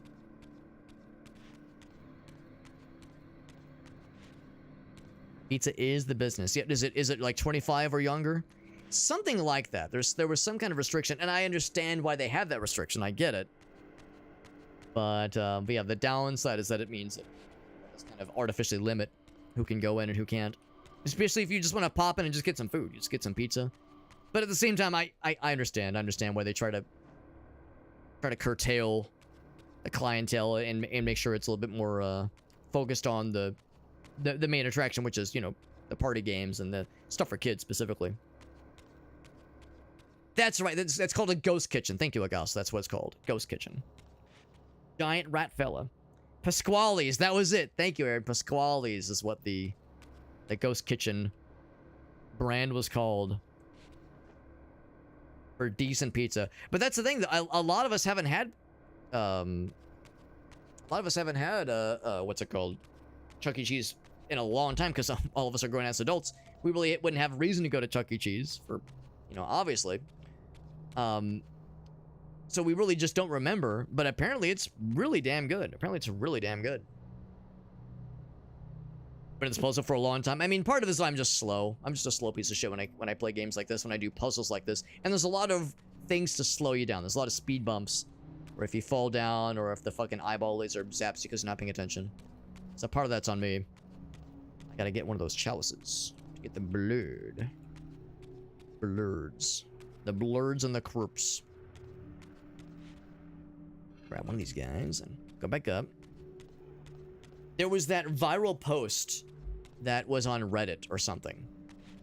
Here's the other thing too. There was that viral Reddit post that was like, it showed a pizza that was served to somebody, and they were saying, hey man, we're at Chuck E. Cheese, and this is the pizza we were just served. And it very much looked, to the naked, discerning eye, it looked like a pizza that was Frankensteined from several other pizzas. Like the slices kind of looked like they didn't quite line up. Like they kind of looked like they were from different shapes and different sizes. So it was the implication of like, oh shit, is Chuck E. Cheese just like if someone doesn't finish their pizza, you know, like a group of kids doesn't finish their pizza, they take it out back, shuffle the unfinished pieces into an existing pizza to just fill them out and like lower their profit margin, or I guess raise their profit margin. Is that what they're doing? And I think it was officially debunked. I think that was officially debunked. I think like by the time it reached critical mass and it was kind of making the rounds on like mainstream news sites, I think it was proven to be false, that was not what was happening. But the damage had been done. The PR hit had been dealt, and it's hard to come back from that. It's, you know, you can do as much as you can to go on a PR campaign to correct the record and say, no, it was one big misunderstanding. But still, the damage had been wrought. So I think that's part of the other thing. When people think of Chuck E. Cheese, and your knee-jerk reaction might think like, ugh, terrible quality, cheap pizza, awful. It's like, well, that's not necessarily telling the full picture. I'm up here, by the way. Oh, shit. Now I wonder, do I have to go all the way back down to get the wind thingy? See if I can just approach. If they live west of Delaware, I don't trust their asses. I would try it. I mean, I haven't had it in a long time, but I would definitely go for it. Aleph says it's 100% true? I don't know, man. I mean, I mean, again, I haven't been in a long time, but I think the common understanding is that was a fabrication.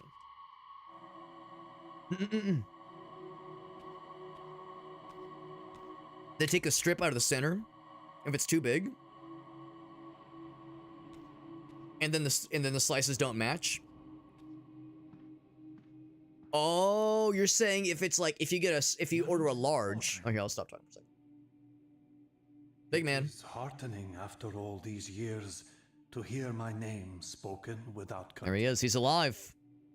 Raziel? Oh no, he's hot. What have they done to you? I have been dragged through hell and back. Let's see what he looks like To reach this moment. in the unremastered version. Now why? For thousands Still hot. of years I have waited alone here. Losing Really not faith. different. Really not that different. Maybe more sunken At the cheeks. time of the binding, 9 guardians were called to serve the pillars, and I was summoned as the 10th guardian, the keeper of the Reaver, the weapon of our salvation. Over time, our race died out, until I alone remained, sustained only by my obligation to you and by my guardianship of the blade. Inside his chest beats the heart of darkness, which we heard about previously. Guardianship not sustain them. I The hairline? don't know. As our race dwindled, the humans prospered. Better than mine. I have I'll say that watched much. over the centuries as Better than my our hairline. history faded into myth and finally receded altogether. The humans have forgotten us entirely and claimed the pillars for themselves, wholly ignorant of their true purpose. To them, I am merely a devil, the origin of their vampire plague. Why would the pillars summon human guardians then, if they are meant to be served by vampires? The pillars choose their guardians from birth, Raziel, and vampires are no longer born. This is the crux of our dilemma, and this is the terrible irony. With their vampire purge, the members of the Circle have assaulted the very architects of the pillars they are sworn to protect. They have embarked on a treacherous path. With every vampire they kill, the humans are slitting their own throats. They know I'm up here, beyond their reach, and it terrifies them. You can see how they flaunt their kills to torment me, or perhaps simply to lure me out. They have this foolish notion that destroying me will somehow topple our entire bloodline. Interesting. Look at the cuts on his Actually, we're not arm there. fragile. The insides of his elbow. I have seen them mustering their forces in the village. There's some significance to that. Yes. I don't know what they're plotting, but I fear our time may Scars. be bitterly short. Mankind seems to have brought you only torment and grief. You must hate them. They fear what they don't understand, and they despise what they fear. But no, I do not hate them. Vorador does. He has suffered much. He cannot forgive them. Should they be forgiven?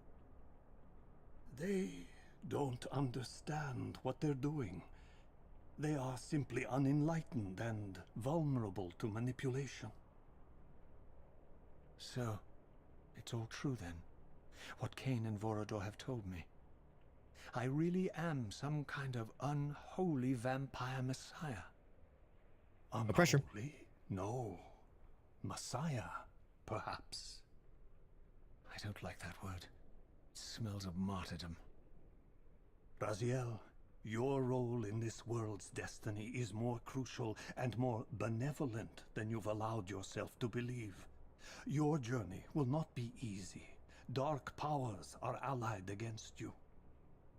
But I think you already know this. You appear to have been cruelly tested. The binding must be secured, Raziel. The pillars are the lock. And the Reaver is the key. Yes.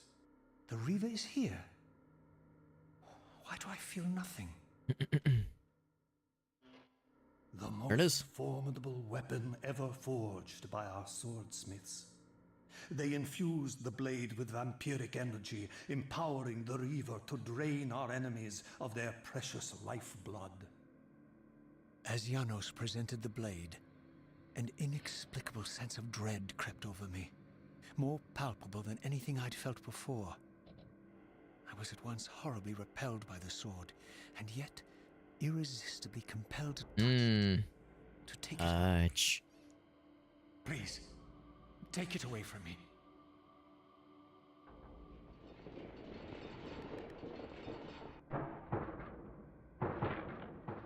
Now we built that path to get us here.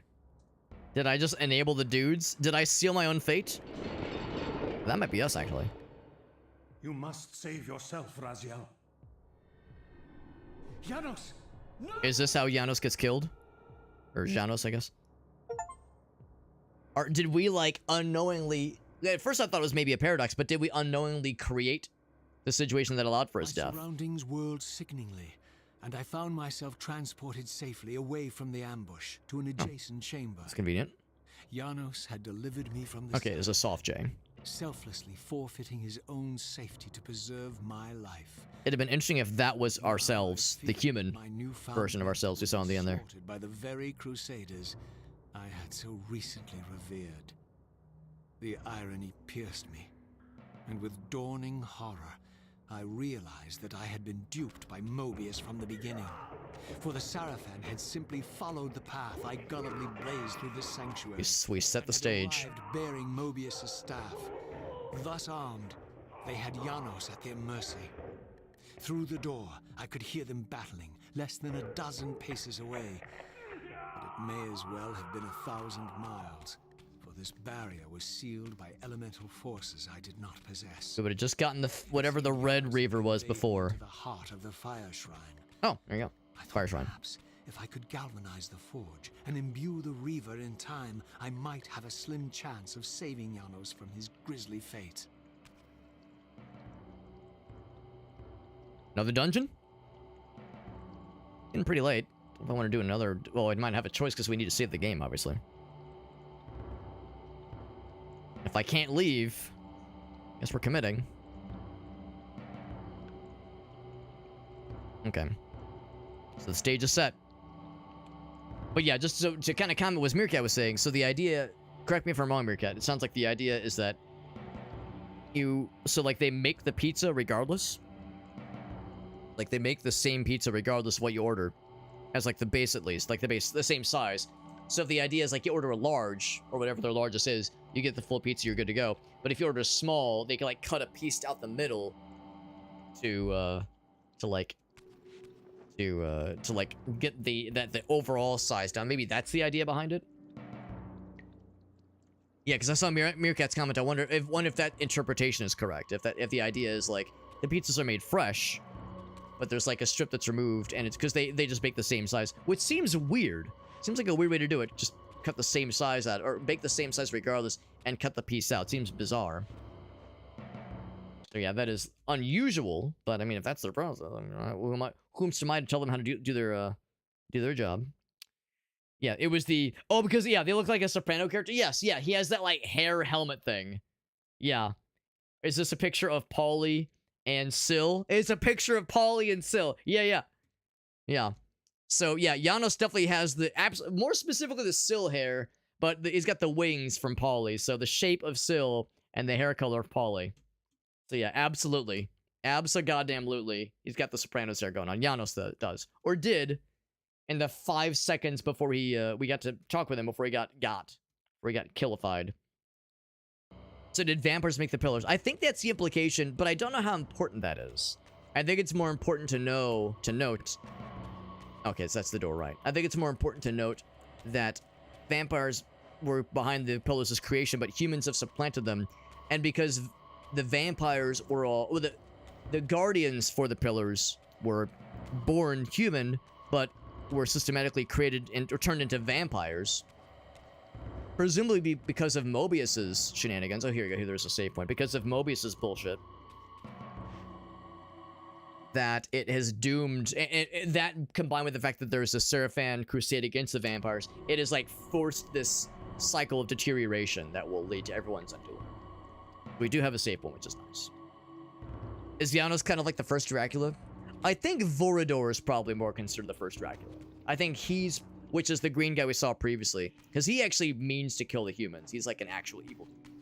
Or, well, evil is subjective in this case, but evil against the humans specifically. Also, we got Silent. What's up, bud? Good to see you, dude. Hold up. Yeah, Silent was saying, yeah, you guys are playing some Soul Reaver, talking about some Charles Entertainment cheese. There we go, man.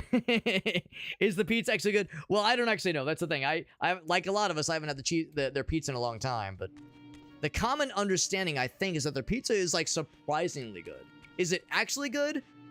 I think the common wisdom is that it's better than anybody expects it to be. I think that's the general gist. We're not going to beat this dungeon tonight because it's getting pretty late, but I do want to see if I can do some of the dungeon. Because, again, it's getting late, but we can probably do some stuff. We need to wrap up for the night. Because we got a save point right up there, which is nice. Yeah, he's very eloquent. Exactly, yeah. Is this my first time? It is my first time playing this game, yeah. We actually beat the first game, Soul Reaver 1. We beat that one a couple nights ago. We jumped right into the second game, and we're clicking along at a I like to think, a decently good pace right now. And the game is very good. There are aspects of it that are a little bit tricky at times, but on the whole, I generally like it more than I dislike it. So I'm having a good time with it. Yeah. Come on, baby, light my torch. Yeah, what do they do with it exactly? Yeah. Yeah, that's a wild meerkat. Yeah, that's such an odd way of doing it. Oh no, did it extinguish the flame? Extinguish the flame. I hacked it immediately. Who could have foreseen that I would immediately hack it? Shocking. Try that again. Although, I mean, I do see that we eventually will need the Air Reaver, which we can't reach anyway. I guess gotta get good. Gotta get good. Yeah, we actually, many years ago, and by many years ago, I mean like a year and a half ago, I guess, we actually got a review key, because I stream on a pretty regular basis. I stream on with like a schedule. And, oh, it already ran out? Damn, that was quick. That was weird. Does it go out if you just touch the blood? Yeah, maybe I should. Maybe I don't jump is the thing. Let's try that one more time.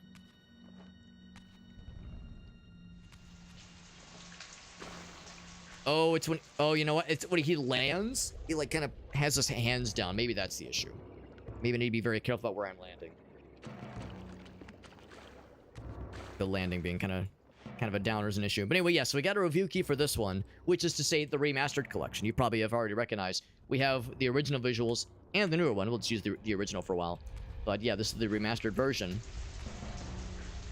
Man, it really goes out quickly. Holy shit. Okay. Well, let's see what else there is. Probably something else. We eventually need to get to these guys. Eventually need to get to these guys. So I can get some extra flavors on my weapon, on my Reaver. But yeah, so we got the remastered version for 1 and 2 in review key form from one of the, I think from the game's publisher. And we played through the first one and are in the midst of the second one right now. We also got a review key for Legacy of Kain Defiance Remastered, which I've heard is really, really good. So this is all kind of leading up to me eventually playing Remastered, or Defiance Remastered. This one is your personal favorite, yeah.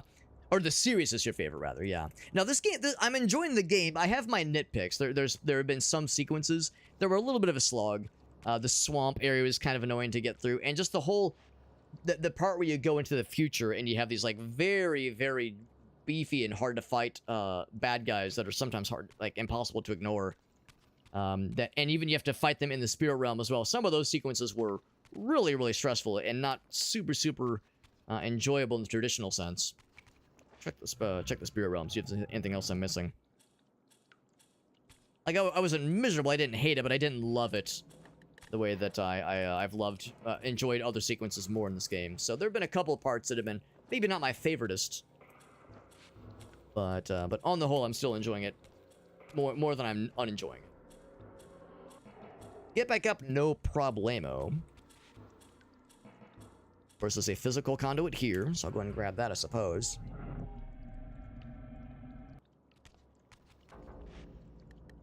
Maybe I have to throw the thing. We ultimately need to land it here, I bet.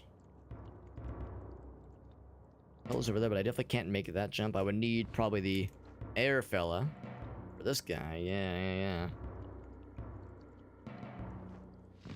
Make that jump? Nah, it's not that simple. Yeah, Defiance Remastered, I've heard is very good. I've heard Defiance is a solid game. The remastered one, I've heard is quite neat. Yeah, the combat can be tricky. Yeah, I mean, the combat's not terrible. I generally like the combat in this game more than I like the combat in the first game. So in some ways, at least, that is an improvement. Perhaps in many ways. Perhaps. Can I just stand on this platform? No, I cannot. And it's not a timing thing. Yeah, eventually it extinguishes it, right. It does go back down. I don't think it's a matter of throwing it. I really feel like it's a platforming question, but I feel like I keep bungling that first jump.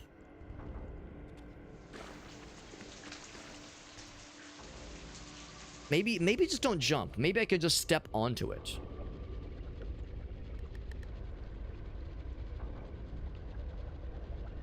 The minute I jump is where it extinguishes. I can just step onto it naturally. Let's try that. There's a way to land softer.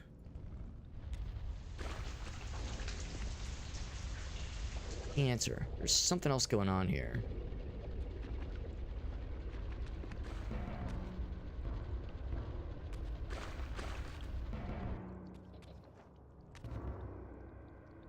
I can throw it.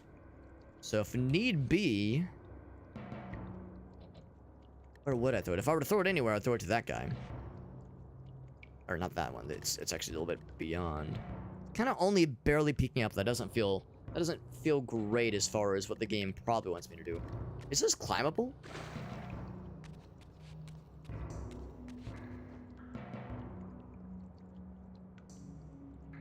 Definitely need specifically the wind, the Air Reaver. That's what, like, there's the symbology. Actually, no, I guess that's the sign of... Well, I guess I don't know what the sign of this symbol is. We've seen the symbol before. I think I've seen it on the basins, maybe the fire basins. Yeah, at first I thought maybe that was the sign we needed the Air Reaver specifically. We'll eventually, ultimately need both. Air and light. Obviously they're both present here. It wouldn't give them to us if they weren't important in some way.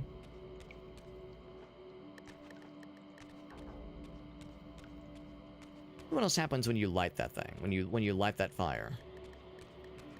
Goodness, there's an infinite number of lightable torches. These aren't just like torches. These are Olympic flame torches. Old school and everything. Raises up, and if I jump off this platform, it all goes to heck. Maybe that's the thing. It's like you wait for a bit. Jump up. Yeah, it's like I'm too slow. Yeah, too slow. It wouldn't be a matter of pick it up, light it, and then drop it. That wouldn't make sense, right? If there was some way to keep the flame going longer. And the water. Try to get up as quickly as I can, but I'm just not even close to quick enough.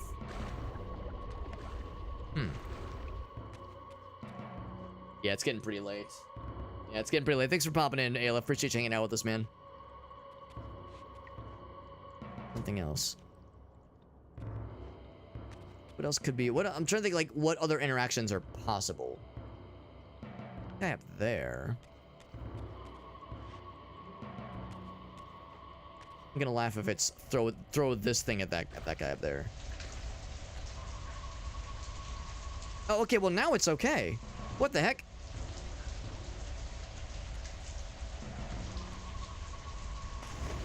Yeah, okay, but you have to keep the flame alive, I guess. That was weird. Wonder why it was okay suddenly. Did I do something? What did I do wrong, or what did I do differently there?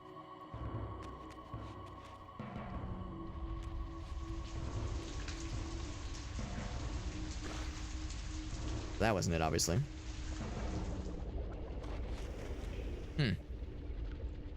Pop in during Defiance Remastered. Yeah, we'll probably play that in a couple days, most likely. Frax says, you got it, then I didn't get it, yeah. Frax, am I just a dumbass, or is this like is this just kind of finicky?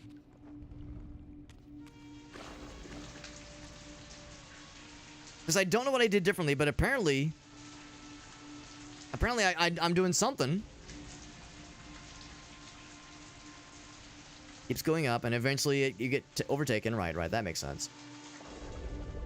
But it seemed like I just make it from here. Oop. Well, I think the idea is I have to bring it with me. I think I have to bring it with me, or at least allow myself to get the light fella first. Don't touch the blood. Don't touch it at all. Maybe had I not touched it previously? Oh, so okay, so that's the idea. If you touch the blood at all. Oh, okay. I feel like maybe I just never realized it. Also, it's weird because I wonder if my keyboard's acting up or something like that. I feel like there's times where I'll press the spacebar when I'm holding something, and it won't bring the glide out. Like I'll try to jump in midair. There, it's working. Yeah, so you saw me like jump from this guy and just fell like a rock. Yeah, so I definitely can hold this and glide at the same time. So the fact that it kept not working made me wonder if maybe that's not allowed. Like if I'm not allowed to glide while the torch is lit. But that wouldn't make sense. So I can definitely do it here. If I need to use a different something else, yeah. There we go. So go fast. Yes, there it is. That really is all there is to it. Way overthinking it. Let's see. Oop, there we go. Set this one up. And that lowers those guys. Perfect, perfect. Thank you, Frax. There you go. Yeah, so not touching the blood was the key. I guess maybe that's what threw me. I figured, well, as long as the blood doesn't get too high, it's probably fine.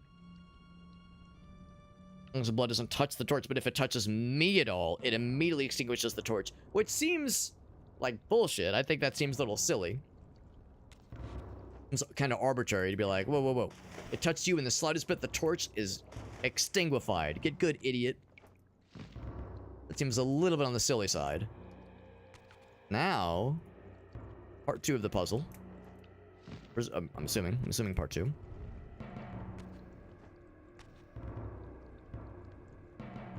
Oh, I thought something would happen. Because I need to get over there.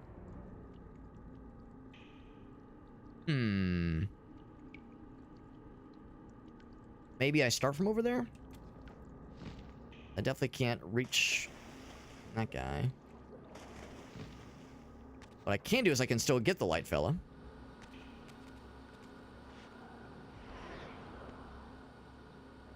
Now want that one. Does he need the air first? Well, I would definitely like the air fella. Don't know where it went though. Jam that in there, but I won't do shit.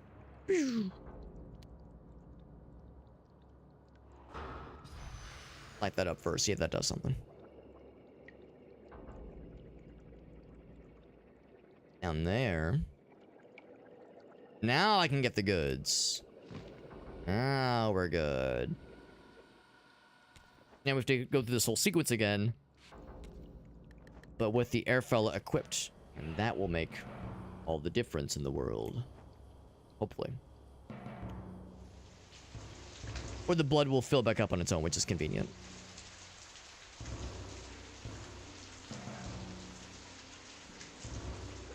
Not too bad, not too bad. Thus it's fairly short, yeah. As long as you figure out at some point that yes, that touching the blood in the slightest bit extinguishes the torch entirely.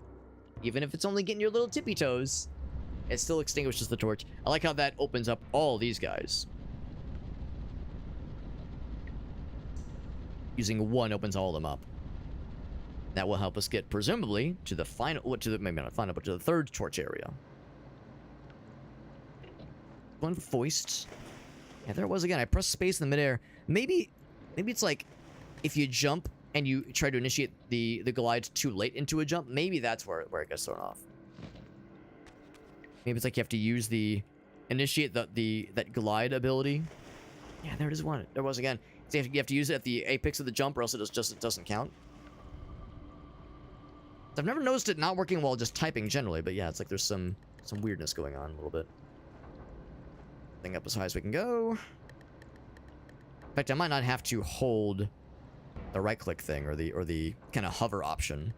Stay in one place. I can probably just hold forward. Puzzle's not too bad. Yeah, now that we've kind of figured out that touching the blood is the main issue. At all, touching the blood is the main issue. I think that has enabled us to go forth and prosper here.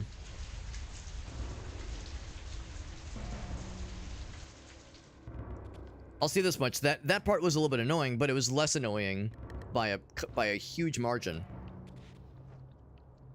than the whole thing where when we were trying to figure out how to activate the gems in that previous area to get to Janos. And the kicker was, oh yeah, when you shoot the light projectiles, it actually goes through the gems. Goes through it. I was like, that boggles my goddamn mind. I cannot believe it. Cannot believe it, but it's true. We tried it once and it worked, lo and behold. Compared. It was confirmation.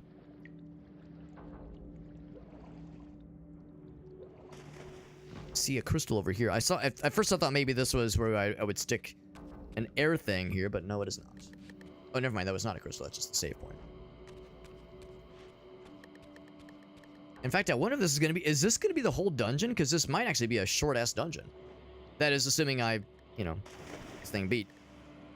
This one puzzle beat. If it's a one puzzle dungeon... Maybe that's what Frax meant. It's not just a short puzzle, but the whole ass dungeon is pretty short. Although I guess in all fairness, you could make the argument that one part of the dungeon... was the... That thing's so close. One part of the dungeon... Or the first part of it, I suppose, was the one where we were trying to gain access to Janos' area. Ooh, excuse me. What's up, Will? It's extremely accurate. Not to brag, but I am kind of a knowledgeable dude when it comes to being short. Kind of my whole ass personality.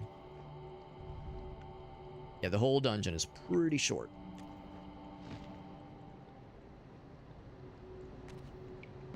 Now, will it eventually go up on its own, is the question? Do I have to activate that shit? As for better or for worse, let's find out. Oh, this probably won't flip back up on its own, will it? Nope. Hey, look how the torch is still lit. Wait, why is the torch still lit? It shouldn't be.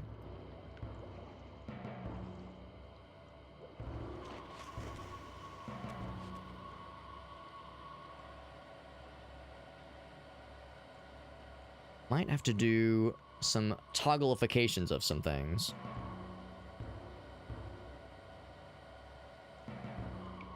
The crystal, I guess it's behind me. Nope, no, I want to turn around.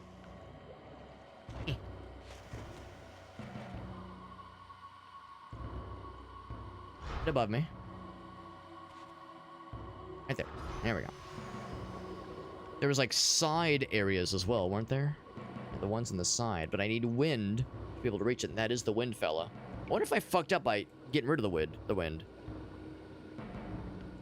You only need to fly? Yeah, it's like, I wonder if I fucked myself by getting rid of the wind one. Now I need to regain the wind one somehow. How did I do that the first time? There was a thing where I was able to get back to there, maybe. Yeah, there's not pedestal isn't. Yeah, the pedestal isn't really wide enough to reach. Let's see what else is back there. I wonder if I can just reach it from here. There's a ped. Oh, what the fuck? It did it again, man. Well, I guess it's not an issue. I can swim to it. Except I'm looking the wrong way. Fuck up, yeah. Yeah, I'm starting to wonder if, yeah, I wonder if like my keyboard shit out or something like that. The spacebar on my keyboard or something. Not trying to make excuses, but it's bizarre that like I keep initiating the glide and it just will not work now sometimes. But only really in this room. I don't know if I've had this problem as much before. And I've never noticed it while typing, but I guess when I'm typing the inputs are less specific. Less timing specific. Yes, there's that platform over yonder.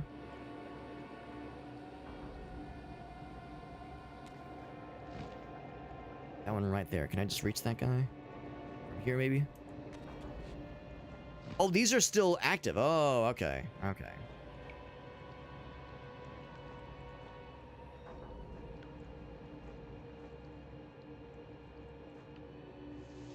Okay, so the question is... Oh, wait. Wonder if I can just shoot the light, grab the torch, and just try to make all that happen. Because it's not going to reach right here. Yeah, it kind of sputters out. Right. The wind can't reach.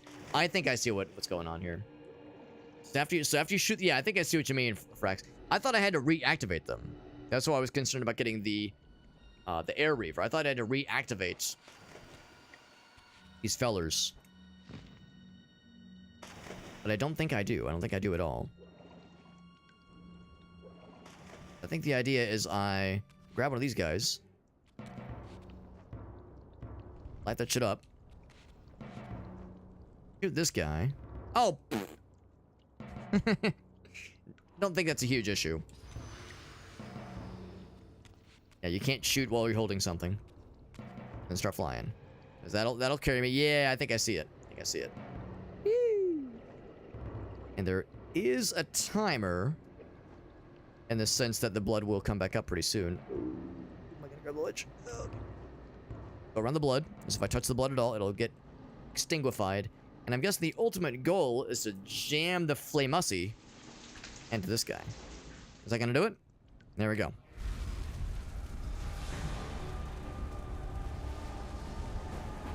Yeah, they stay activated. I thought I had to reactivate them when they get submerged. Because they were kind of sputtering like they looked earlier. But I see exactly what you mean. So that was a fire templar. I guess forge is a better term. A fire forge. The fourth form of the Soul Reaver is a Fire Reaver. But I just met her.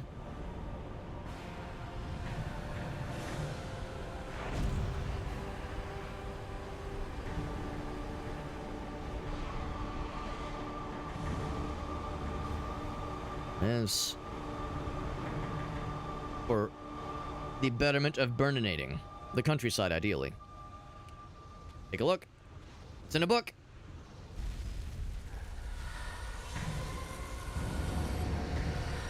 Flame on! Yeah, well, we had the Fire Reaver last time, but it was like... I don't know if it was quite the same thing. For one thing, it didn't glow with a red hue. It's more of an orange hue. Yeah, Fire Reaver 2.0. Captain Reaver. I plunged the Reaver into that furnace. and It's still pretty forged the orange blade looking, with so it looked a lot like the first one. With Yeah, the well, Reaver how it looked in the first game. I was now armed to unlock the elemental barrier and rescue Janos from his executioners. But will he be too late? I suspect he will be. But we're gonna try it. Oh, health increasification. Also do a quick save. Now it is getting pretty late. Do I wanna leave this as a cliffhanger? It's hard to say when we'll get the next save point, so I think I actually will end the stream here. So this will be the cliffhanger then. What's gonna be happening behind that door? What's gonna be happening behind that door when it's all going down? If I needed to, I could re-up the flame if I felt so inclined. That door right there. What's it all mean? What's it all mean? Yeah, I think we're gonna wrap it up here for the night because it is quite late. It is quite late. We did a lot of cool stuff, made a lot of good progress, and of course knocked out this temple here. I don't, to be honest, I don't know if I've seen any other basins. We've seen this sign, the bottom left. We've seen that sign on the basins. We of course have seen the dark basins, the light basins, and the wind basins. And this fourth one we've seen before. Maybe there's only 4 in the game. Maybe there's only 4 in the game. There's only 5 more minutes. To the game as a whole? Are we at the doorstep of finishing the game? No way. Or do you mean like 5 minutes of cutscenes? If we got like 5 minutes of cutscenes, then yeah, I think we'll just do it next time. We'll pick it up next time. Or since it's fuck it, wee ball. If it's 5 more minutes of like the game, to which I say, oh come on, ain't no way that's like all in the game. So, there's at least one area I can think of that had one of these fire basins that seemed significant. It was like a floor area. It had like one of those little like that same kind of spiral pattern, like kind of like flame pattern with the 3 tendrils. It was in like a little floor area. Rexus, who knows? I assume there's more than 5 minutes to the game as a whole. I assume there's, if it's 5 minutes, like if we're like about to beat this thing, then I say fuck it, we ball. But yeah, I'm gonna assume we have some time left. It'd be extremely funny if we end it here and we pick it up next time, and then we just, we beat the game within the first 10 minutes of the stream opening. Then I'm like, oh, well, now what do I do? But no, I think we're probably safe to go ahead and save it and call it for now. You think the next one will be the last, though? That I'm inclined to believe. Because I can't think of any other like symbols or sigils that we've seen to indicate that there are more Soul Reaver flavors. I was thinking maybe there'd be like the traditional dark, light, earth, wind, fire, and water. I expected 6. Or maybe instead of water, maybe ice. So it's odd. It may be a little bit interesting that they have wind and fire instead of fire and ice, or earth and wind. So it seems like an interesting pairing. Also, I like Frax's correction. He says, whoa. I mean, last stream of Soul Reaver 2. He says your last stream will be your last, Alex. Cocks gun with malicious intent. Loads shotgun with malicious intent. Your last stream will be, your next one will be your last, Alex. No. It means we're going to be beating this game next time. And I think you're probably right. If there's no more, like Soul Reaver, like dungeons, basically. If I had to guess, there's probably like one last dungeon. Kind of like how it was in Soul Reaver 1, where the last dungeon was not to get a new ability, and it was not to get something to unlock a particular path. It was just to reach Kain for the final confrontation. Now, the question is, who's going to be the final boss battle for this one? We've kind of surmised that Kain isn't necessarily the big bad in this game. He's not exactly an ally, but he's not necessarily our main target. The real malefactor behind the curtain with all this is probably Mobius. If I had to guess, he's probably who the final boss is going to be. But we'll see. It's kind of hard to guess where things are going. I do appreciate that kind of reveal we just had, where unbeknownst to us, we've kind of fallen for a Mobius' trap kind of from the get-go. That this whole thing was orchestrated to ensure that we would lead the Seraphan to Janos, so they would guarantee his death, which we've seen. We've seen said death in Ascendance, Legacy of Kain Ascendance, and we were one of the, I guess, even human Raziel. We were human Raziel specifically in that fight against Janos Audrin and Legacy of Kain Ascendance. And Mobius was there in that fight. Mobius was there with his staff to weaken vampire kind. Yeah. Yeah, there might be when have I ever gotten distracted? When do distractions ever happen in my streams? That never happens. Never happens. Never happens. But yeah, we got the final dungeon on the approach. And yeah, I appreciate how that story kind of unfolded. That was a cool reveal and an interesting way to kind of bring things full circle with how and not just full circle, but also emphasizing Mobius's ability to weave all of our fates into what he wants to have happened. Now, whether or not we can successfully divert the threads of fate in a way, at least away from what he wants, can we divert it in a way that is good necessarily? Well, I don't know, but can we at least make sure that Mobius doesn't win? We'll see. We'll see. I'm sure we got plenty more to see as far as story stuff is concerned, but the fact we only have one dungeon left and probably decent bit of cutscenes and narrative stuff, we shall find out. We shall find out soon, my friends. But this was good. This was a good time. We had like I said, nice. We wrapped up the final elemental dungeon at least, and had some pretty cool story revelations. I wonder if we're gonna get maybe more from Vorador this time around, because of course Janos did mention that Vorador is one who he truly has an extra grind against humans. You know, he's got his own thing going on, obviously. So yeah, I wonder what other interactions will remain before we get to the end.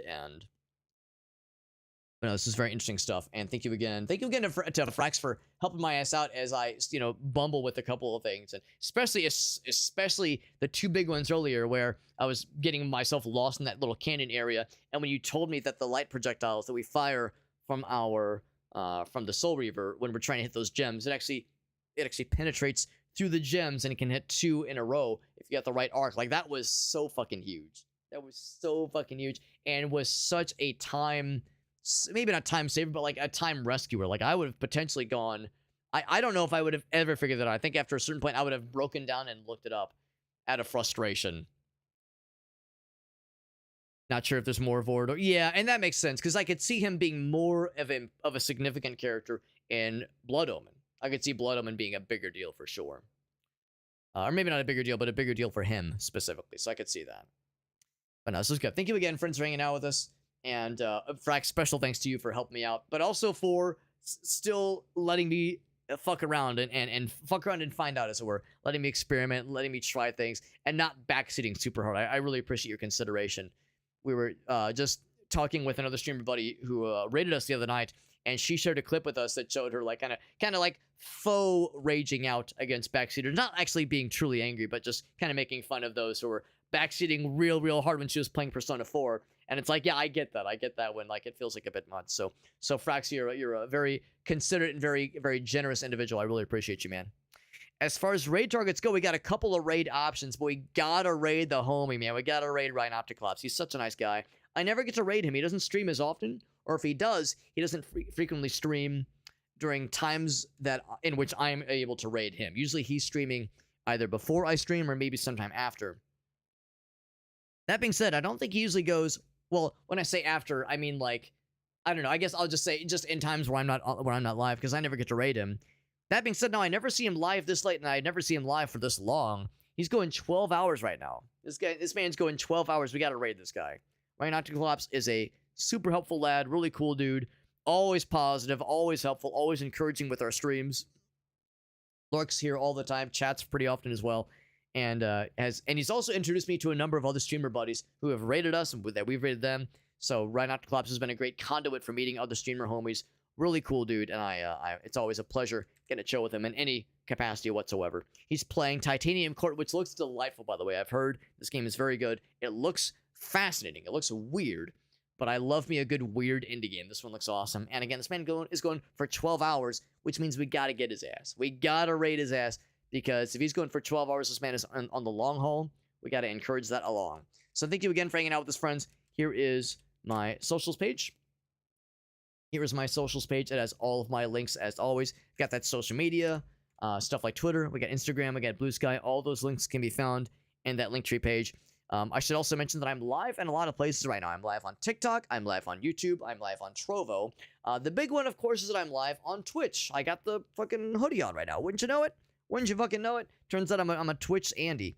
And although I stream to all those places, Twitch is my main stream platform. So I do recommend following there if you have not already followed. I mean, I'm not pushing. I'm not going to tell you where to watch or how to live your life. All I can do is advise. For one thing, it's where most of our chatters and most of our viewers already are.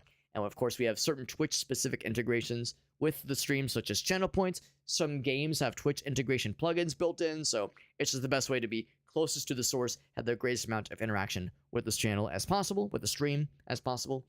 But I'm happy to have you watch anywhere you want to. Also, we do have a Discord server. Anybody can join the Discord server. And if you join the Discord server, you can actually participate in our raffles. We do raffles every so often, giveaways for extra Steam keys, that kind of thing. So if that would interest you, if you'd like to participate in those things in the near future, then I recommend you join the Discord server. We don't actually have any raffles open right now. We might do have some next week, though. We might just have some next week. And that is my whole spiel. You've heard it all. If you're listening, you've probably heard it all before, but you've heard it again. Rhinoceros raid begins. Thank you for hanging out with us, friends, as we continue through the Legacy of Kain series. It's sounding like we're almost done with Soul Reaver 2, maybe one more sesh with this game before we put this game to bed and begin Soul Reaver Defiance, or Legacy of Kain Defiance, which is big excite. Big excite. Y'all have a great night. Thanks for hanging out with us, friends. And we're going to toss things over to Rhinoceros. I shall see you guys there. Everyone have a great night. Thank you again, Frax, for the help. Thanks to the viewers and chatters chilling with us tonight. Y'all take care. Good night. To come and then he pulls out. You have to like when there's a guy coming right in your face and he just sits in there and